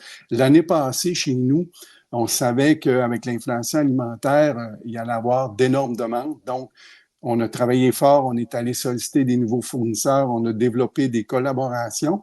Et ce qui nous a permis d'augmenter de 60 % notre approvisionnement, Patrick. Et ça, on en est extrêmement fiers parce qu'on avait des augmentations de demandes d'au-delà de 45 %. Alors, on a été capable de redistribuer à nos organismes, une centaine d'organismes dans la région, à peu près l'équivalent de 45 de plus de denrées comparé à 2022. Alors ça, c'était notre travail et on l'a réalisé, on en est fiers. Puis on travaille encore très fort cette année pour aller dénicher des nouveaux fournisseurs. Euh, Comment on fait pour avoir une boîte? Parce qu'à quelque part, je comprends aussi que l'idée de donner la marche à suivre, ça fait comme oh, il va y avoir encore plus de monde qui va venir chercher une boîte, là, je comprends. Comment on fait pour les gens qui se sentent dans le besoin, ils font comme hey, là, je pense que je suis à côté, là.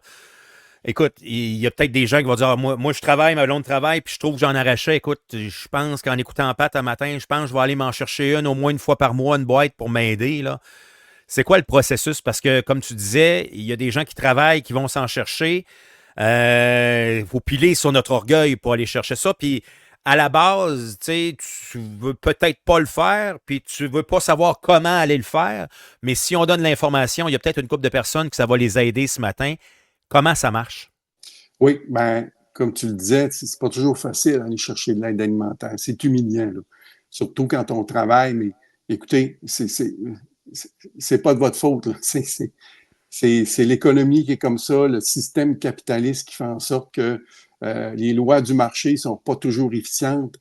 Alors, on est Capitaliste et victime. socialiste aussi à travers ça, Oui, là. aussi. Tu as raison, Patrick. Donc, ce qu'on fait. Alors, souvent, les gens, ce qu'ils font, ils vont aller chercher de l'aide auprès de leur entourage, amis, parents. Maintenant, si ce n'est pas possible, alors à ce moment-là, moi, je vous dirais de communiquer avec l'entrepôt de Dolbeau, Moisson Saguenay-Lac-Saint-Jean, et on va vous rediriger vers les organismes, dépendamment dans quel secteur vous demeurez, et on va vous rediriger vers l'organisme qui œuvre dans votre secteur pour que vous puissiez avoir de l'aide alimentaire. Et n'attendez pas à la dernière minute, s'il vous plaît, parce que souvent, les organismes, eux, ils ont des contraintes aussi, hein, ils ont des heures qui sont un peu plus restrictives, ils travaillent avec des bénévoles, manque de ressources, donc les heures sont limitées. Donc, si possible, bien sûr, essayez d'appeler un peu d'avance là, pour être capable d'aller chercher l'aide alimentaire en temps requis. Donc, autrement dit, l'entrepôt de Dolbeau ne Oui. donne pas de boîte. C'est ça? C'est redistribué via d'autres organismes ou ils en donnent eux aussi? Et voilà, nous, notre mission, c'est de récupérer, entreposer, redistribuer. Dans notre mission, on ne fait pas d'aide directe auprès des bénéficiaires potentiels, donc on laisse ça aux organismes. C'est les organismes qui sont bien structurés pour aider ces gens-là.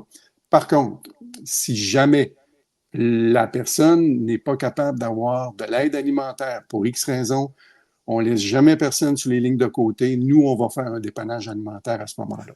Oui, OK, mais tu sais, ça peut être une semaine ou deux, là, mais rapidement, la personne va être redirigée vers un autre service, c'est ça? Absolument. On fait le dépannage alimentaire à peu près pour 2 semaines d'aliments pour que la personne ait le temps de se retourner de bord, donc, et aller chercher l'aide externe qu'elle a besoin à ce niveau-là.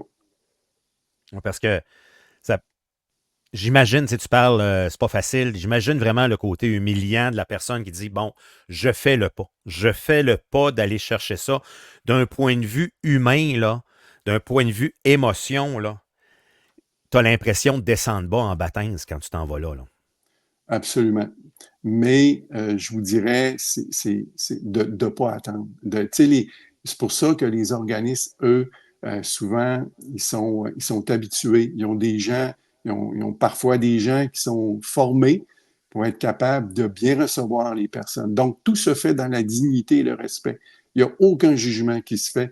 Donc, c'est pour ça que j'invite les gens de ne pas attendre. Si vous avez besoin, écoutez, informez-vous à quel endroit vous pouvez avoir l'aide alimentaire. Il y a les soupes populaires aussi. Donc, vous pouvez avoir un repas à peu de frais. Il y a un paquet d'organismes qui font de l'aide alimentaire sur le terrain. Puis, Je comprends que tu me dis, lâchez un coup de fil à Dolbeau, puis on va vous rediriger.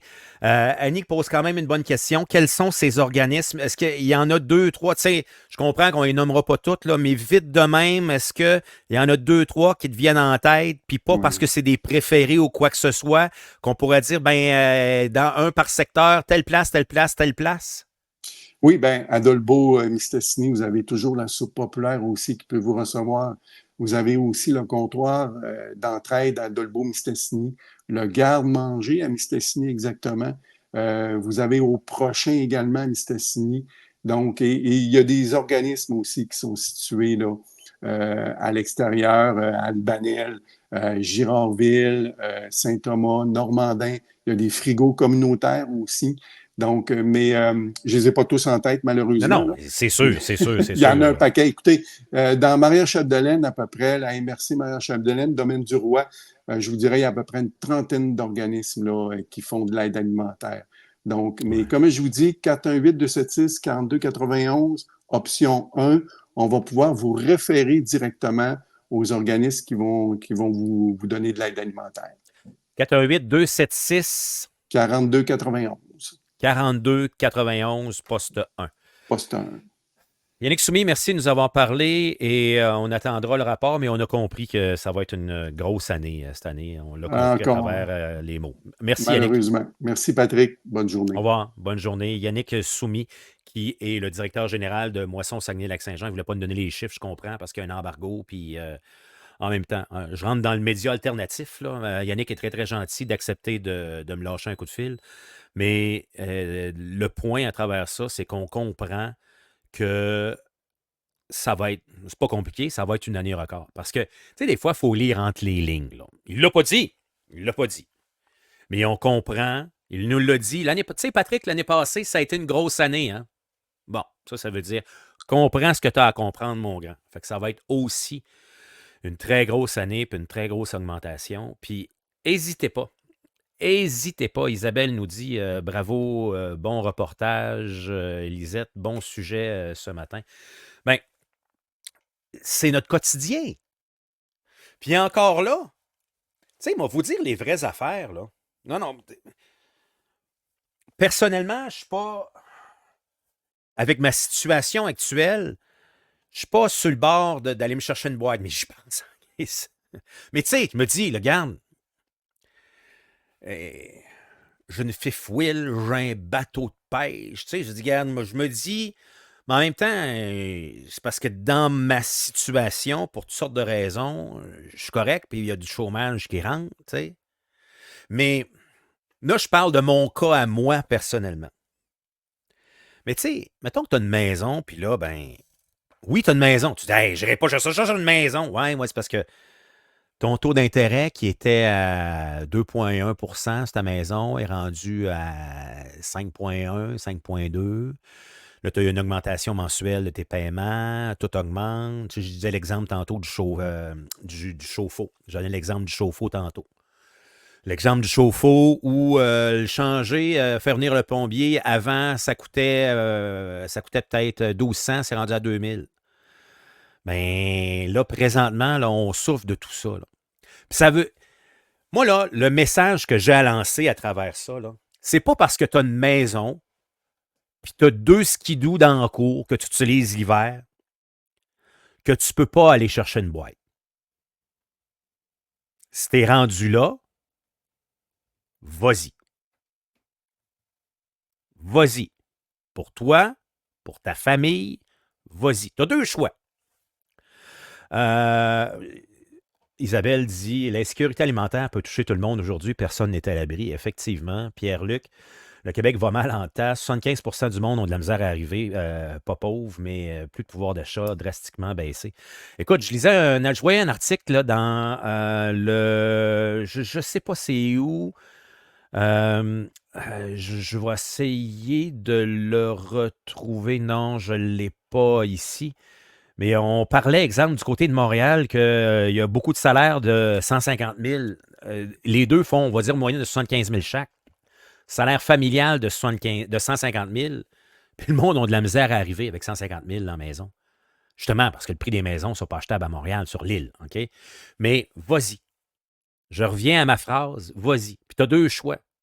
Soit que tu y vas, puis que tu vas t'aider avec une boîte, puis il va... Tu sais, à quelque part, ils te donnent ce que tu veux, là, tu sais. Ils donnent ce qu'ils peuvent te donner, là, tu sais. Mais tu as 2 choix. Soit que tu prends cette aide-là, ou tu commences à décider, quand tu vas aller à l'épicerie, au lieu de te nourrir convenablement, tu vas embarquer en mode urgence, puis tu vas te prendre la bouffe pour te remplir. Puis ça, c'est, tant qu'à moi, le début de la fin d'une autre fin.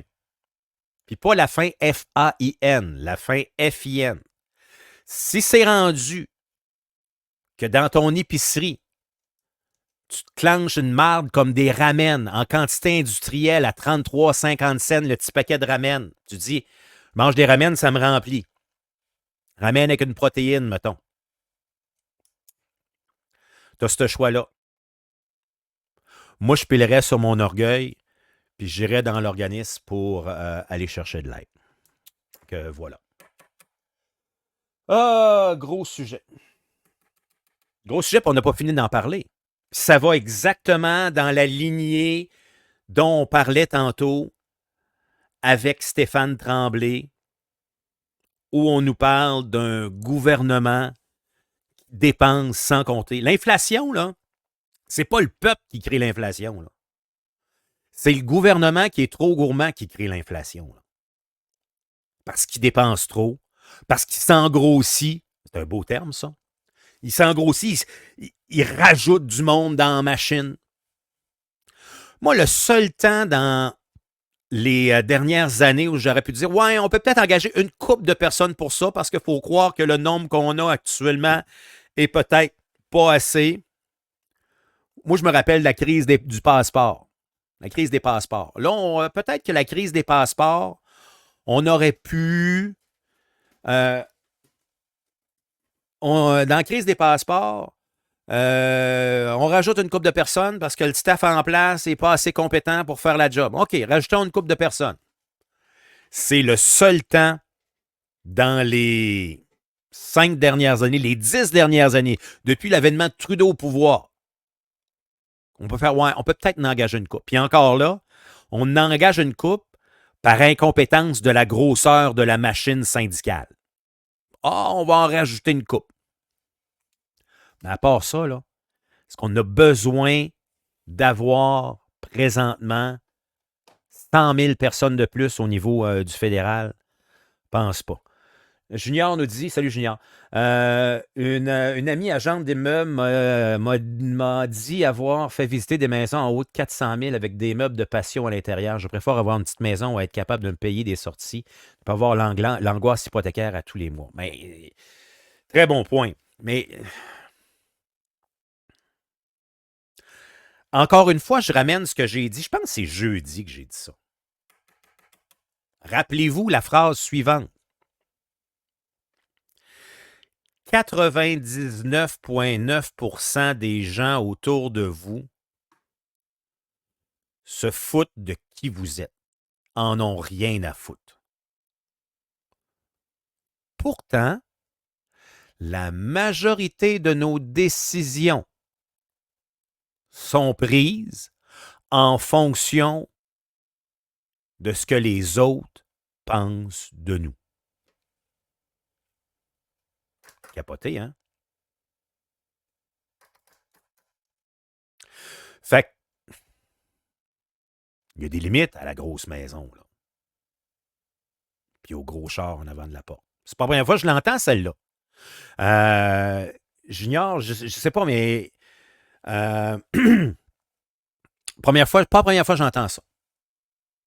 Que en dedans, c'est la TV sur 2 caisses de bière, là. Parce qu'il n'y a pas de meubles, ils n'ont pas d'argent à mettre des meubles en dedans de la maison. Ça prend une balance dans la vie. N'oubliez pas que le monde se fout de vous autres. Pierre-Luc nous dit on s'achète une terre et on crée une civilisation comme les Schtroumpfs, un docteur menuisier. Schtroumpfette. Ouais, moi je serais le gars. J'embarque Pierre-Luc. Moi, je vais être le gars qui donne l'information aux gens. J'embarque. OK? Je suis team Pierre-Luc à matin.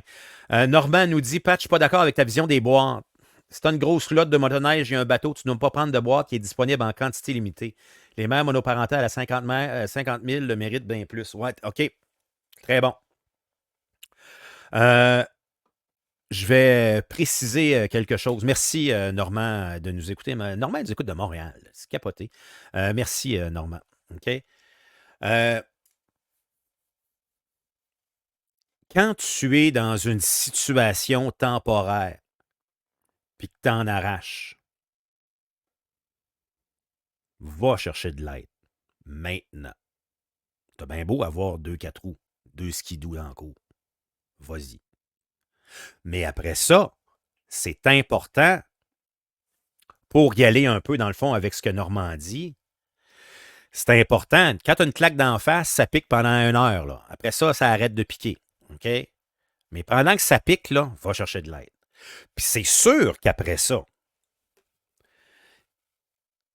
il faut que tu colmates la fuite. Là. Puis si tu as trop de paiement, ben là, il faut que tu changes ton. Si tu es capable d'arriver avec ton rythme de vie, il faut que tu le changes. Là. Ah, c'est pas eux que je vende mon bateau l'année prochaine. J'ai fait 10 fois depuis que je l'ai. Ah, c'est pas eux, je le vends. Je le garde. Au Lac-Saint-Jean, j'aime ça. Mais on va voir. Moi, je suis d'un creux présentement. Ça claque. Ça pique. Ça pique présentement. Junior, il dit, moi, j'embarque dans votre histoire de Schtroumpf puis de village. Moi, je vais faire du canage. Puis on va tous avoir des beaux cheveux. Regardez, on va tous avoir des beaux cheveux, Junior. Ouais, ben c'est ça. Mais moi, mon rêve là-dedans, là, mon rêve, c'est de vivre dans une commune. Moi, ça fait partie là, des rêves que j'ai. Valérie a dit, moi, je veux faire la Schtroumpfette. Hey, on est parti. On est parti, OK? Qu'est-ce qu'on achète? Valérie Campion, agente immobilière, trouve-nous un terrain. On est parti. Non, mais le point à travers ça, moi, je rêve de vivre d'une commune où tu as des amis ensemble. Tu as un groupe d'amis. Tu es une dizaine d'amis là, qui vivent dans une genre de...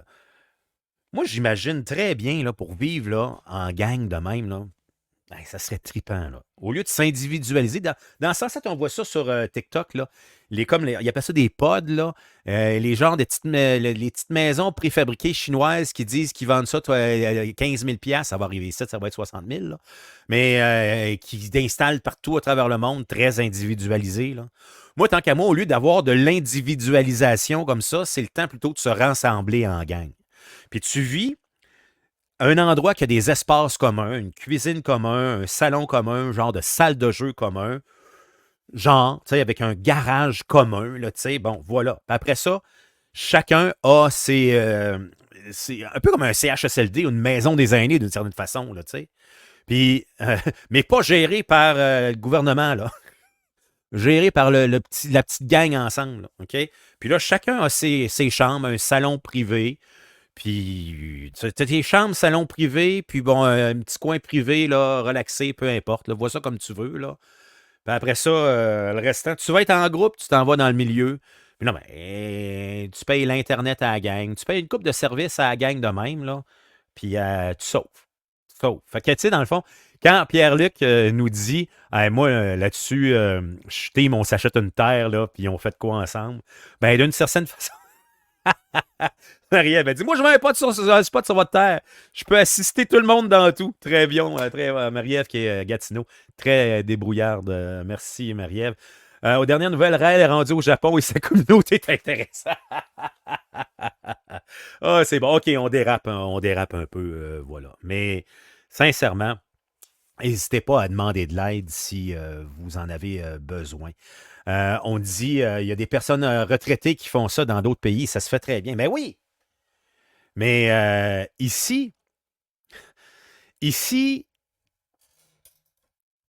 nos décisions sont prises en fonction de nos voisins. Hey! Imagine! Tu sais, moi, là, je suis ici, mettons, à Mastoyage ce matin. Là. Mais imagine, mettons, je sais pas, là, mettons, on parle à Dolbeau, Mistassini, là où la majorité des auditeurs m'écoutent. Imagine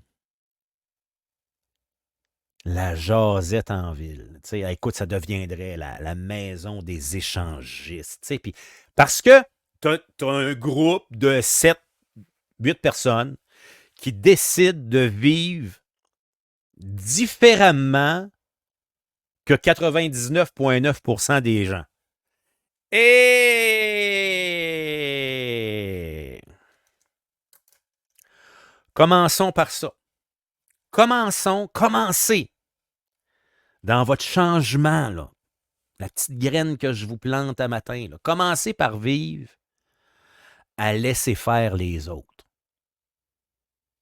commencer par ça.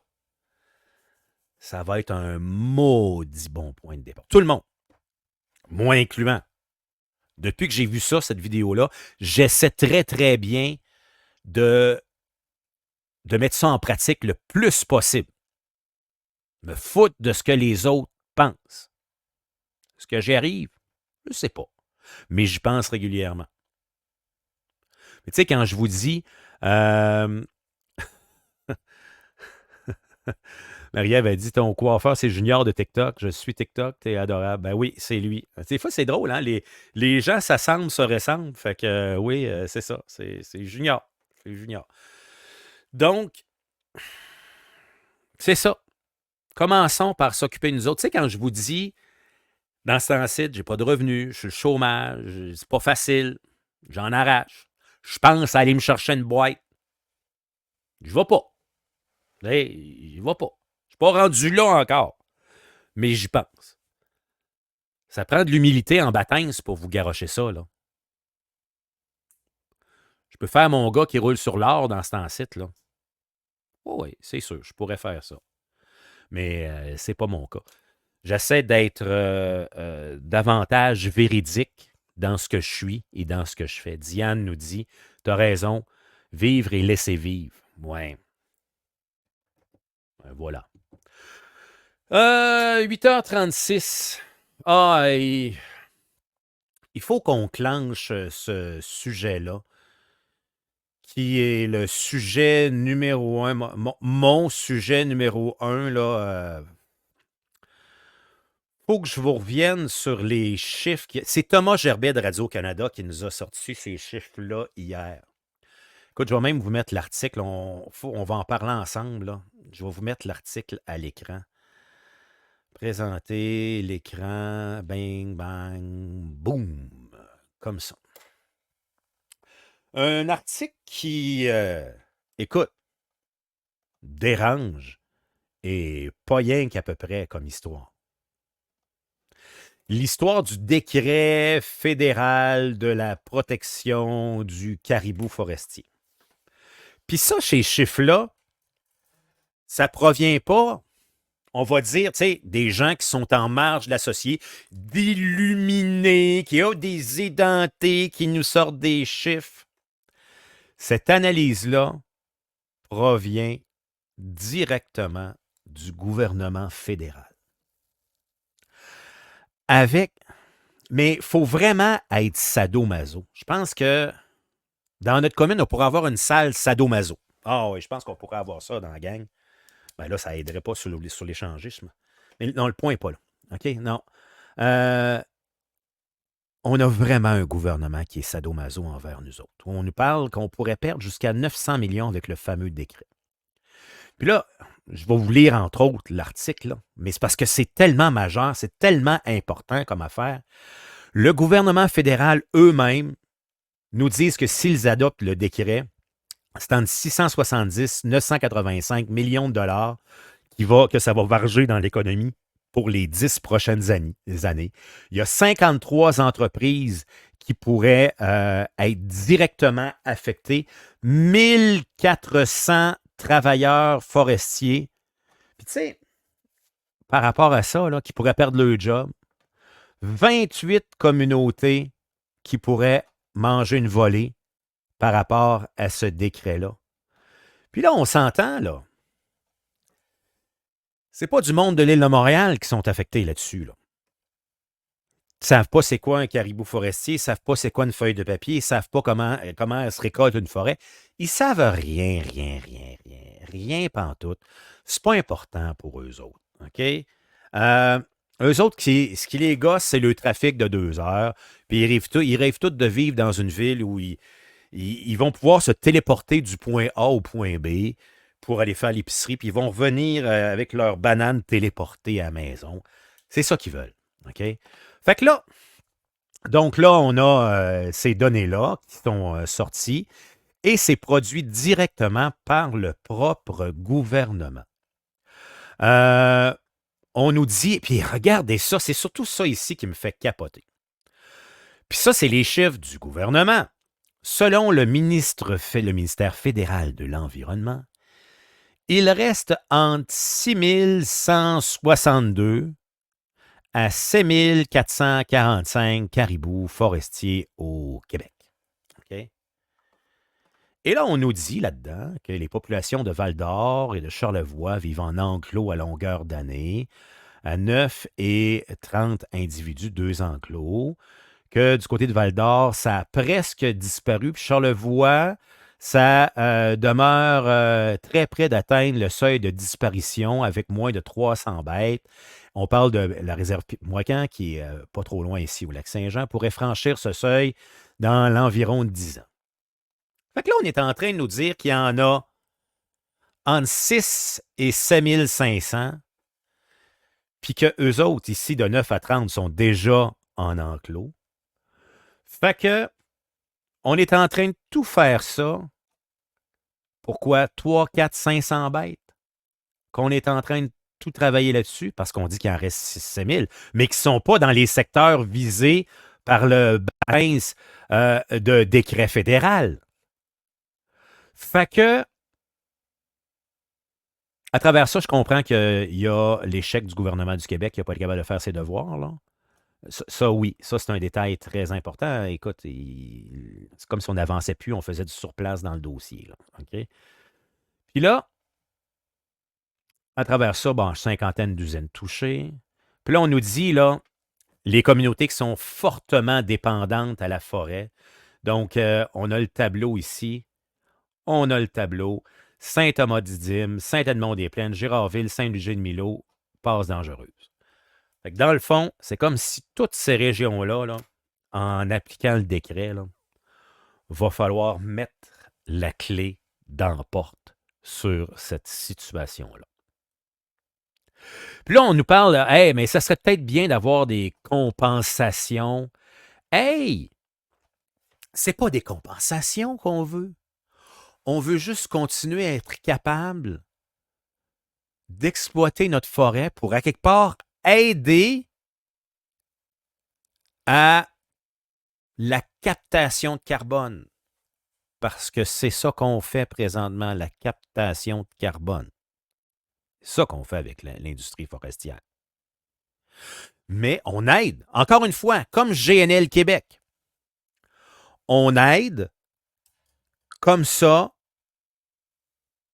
GNL Québec, si on avait installé notre pipeline pour se rendre jusqu'au fjord du Saguenay, puis qu'après ça, on aurait exporté nos bateaux l'autre bord en Europe, où on fonctionne ces usines de charbon présentement, on aurait réduit l'empreinte écologique de la planète. Non, ça, c'était trop compliqué. Les macramés sont venus chez nous, puis sont venus scraper le projet en disant « Ah non, non, on veut pas ça, c'est pas bon pour le Québec. » Ouais, c'est bon, ça. Fait que là, ça, d'un point de vue mondial, pas bon. Fait que là, même chose, la forêt, là, en récoltant la forêt, là, d'un point de vue mondial, là, on aide, si on n'a jamais qu'on parle de ça, on aide à la décarbonisation de la planète, ce qui apparemment est super important. Mais on est encore en train de s'auto-saboter. Les humains est la seule race animale sur la planète qui s'auto-sabote. Il y a les poissons qui se mangent entre eux, les gros dorés qui mangent les petits dorés, les brochets qui mangent les gros dorés, les petits brochets, puis les gros, les autres petits dorés. Hein? Voilà. Poisson, là, dans l'eau, là, c'est cannibale. C'est pratiquement comme nous autres ici sur la planète Terre, au niveau des humains. T'as, exemple, des orignaux pour un territoire. Ils vont s'affronter. L'orignal le plus fort va l'emporter, puis va pouvoir baiser l'orignal femelle. L'autre s'en va. T'es pas assez fort. Je vais aller manger des croûtes, m'en revenir, puis je vais le battre, t'as le baptême. Mais nous autres, volontairement, on se cannibalise. On est en train de scraper. Ah, écoute, là, on a parlé avec Stéphane, là. Ça donne qu'on parle beaucoup d'économie ce matin dans l'histoire, là. Mais on est en train, puis on laisse ça aller. C'est pas grave, déficit. On a toujours eu. Non, on n'a pas toujours eu. Dès qu'on a quelqu'un au pouvoir qui a un intérêt à avoir un budget équilibré, on veut le découper en morceaux. Le prochain qui veut le faire, c'est Pierre Poilievre. Va-t-il réussir? Aucune idée. Aucune idée au niveau du fédéral. Ça vaut-tu la peine d'y laisser la chance d'essayer? Peut-être. Il nous désillusionnera peut-être 4 ans après. Mais il part de loin en baptême dans toute l'histoire. Mais d'un point de vue médiatique, c'est un hostie de colon. Comme Trump. C'est curieux de voir les arguments, comme Magali Picard n'a pas donné la semaine passée, les arguments de ceux qui disent « Ah, c'est un hostie de colon. » Pourquoi c'est un hostie de colon? Ah, regardez-les, là! Regardez-les! Moi, on a un exemple concret. Je veux un exemple concret. Bon, voilà. Puis, notre émotivité au Québec est un peu la même affaire aussi, là. La CAQ, c'est beau, la CAQ au pouvoir. Là, on n'aime plus ça. La CAQ donne de l'argent avec des millionnaires de hockey. Fait que là, écoute, ça a fait clasher. Fait que Gilles et Alain, quand ils parlent le matin, ils vont parler que Mélissa Bédard est rendue juge à chanteur masqué, puis que la nouvelle saison d'Occupation Double est commencée, ben, les Kings faisaient partie des sujets à boîte à café, à machine à café, là. Ça faisait partie, là. Mais là, c'est fini, là. Puis là, ben, là, on les aime plus, là. Ah, ils sont pas fins. Puis on va remplacer ça par un parti qui va encore plus dépenser, qui va en mettre encore plus dans la marde financièrement et qui va se concentrer à nous parler de il ne faut pas faire de serment à la reine avec le Parti québécois. Il ne faut pas faire de serment à la reine. Écoute, il ne faut pas faire ça. Là. Puis, au lieu de mettre de l'énergie sur les finances, on va mettre de l'énergie sur les serments à la reine. On va mettre de l'énergie sur convaincre les Québécois qu'on serait mieux d'être un pays. Ah, c'est pas grave, on va voter non.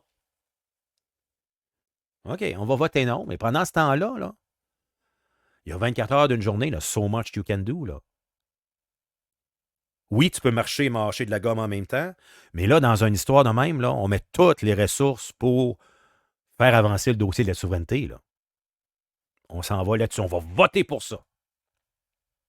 Ça va être beau d'un point de vue économique.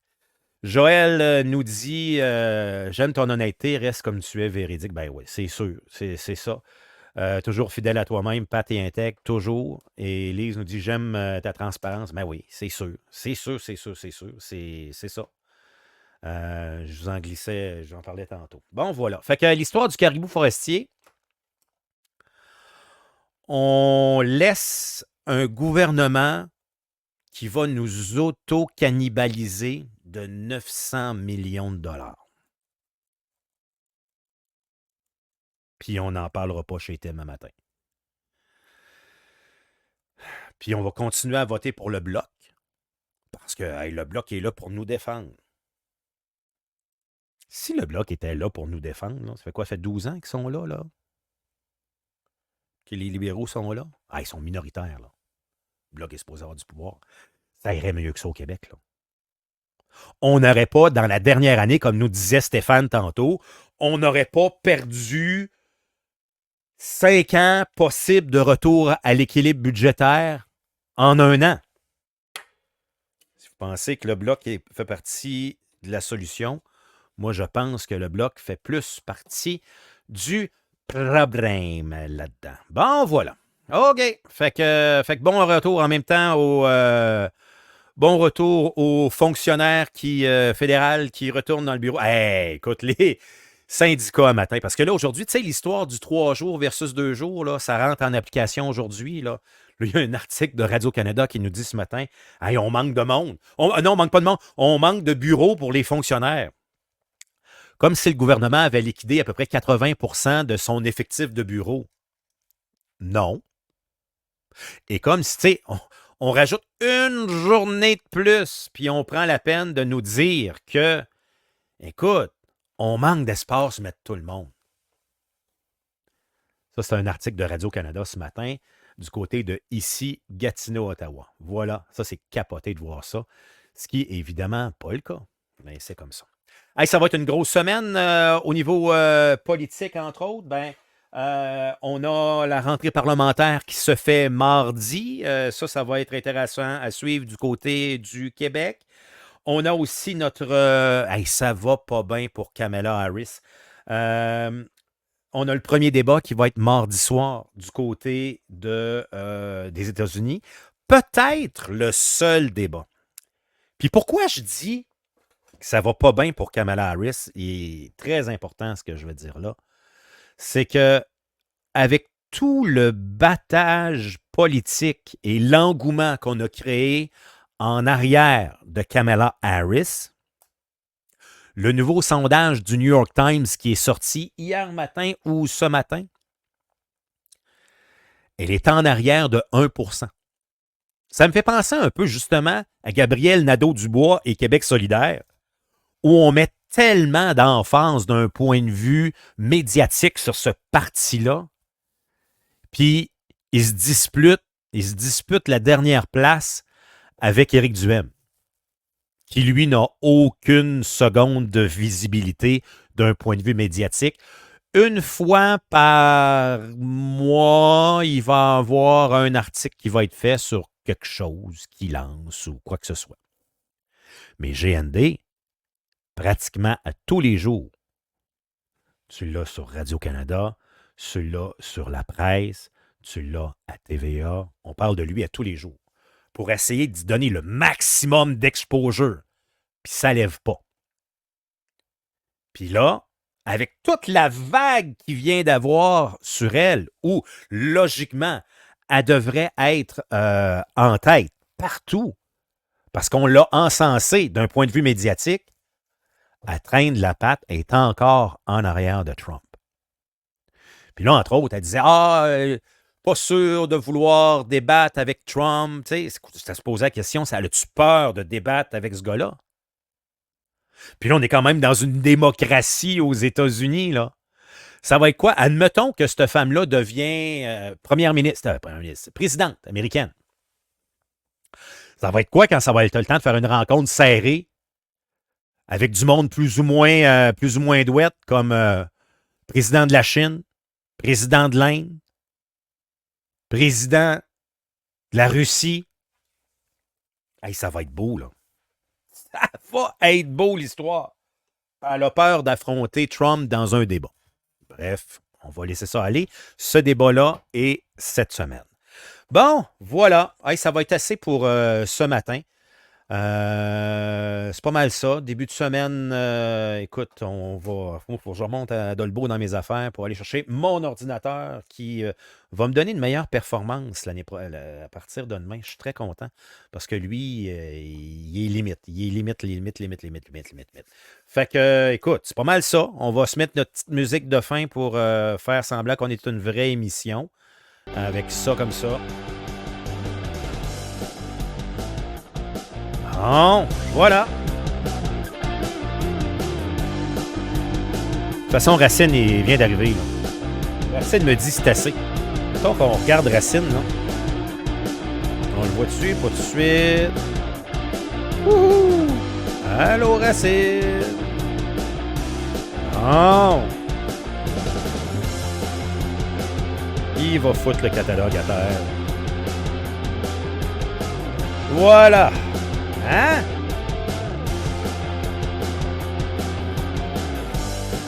Fait que bye tout le monde. Bonne journée. Diane, Lise, Normand, toute la gang. N'oubliez pas de partager l'émission. N'oubliez pas les segments. Je m'en vais dans mon montage. Tous les segments du show sont disponibles sur mon Facebook, sur Patrick le podcast, où je devrais être capable de diffuser d'ici une vingtaine de jours sur cette page-là aussi. Sur YouTube, c'est là aussi. Et le plus important, je pense que c'est Spotify, la portion qui est le plus facile en rediffusion. Parce que, tu sais, quand tu écoutes sur Facebook ou YouTube, il faut absolument que l'écran du téléphone soit ouvert. T'accroches ça tout le temps, ça coupe tout le temps. Mais Spotify, ben, tu télécharges, puis t'as la paix. Fait que disponible là-dessus.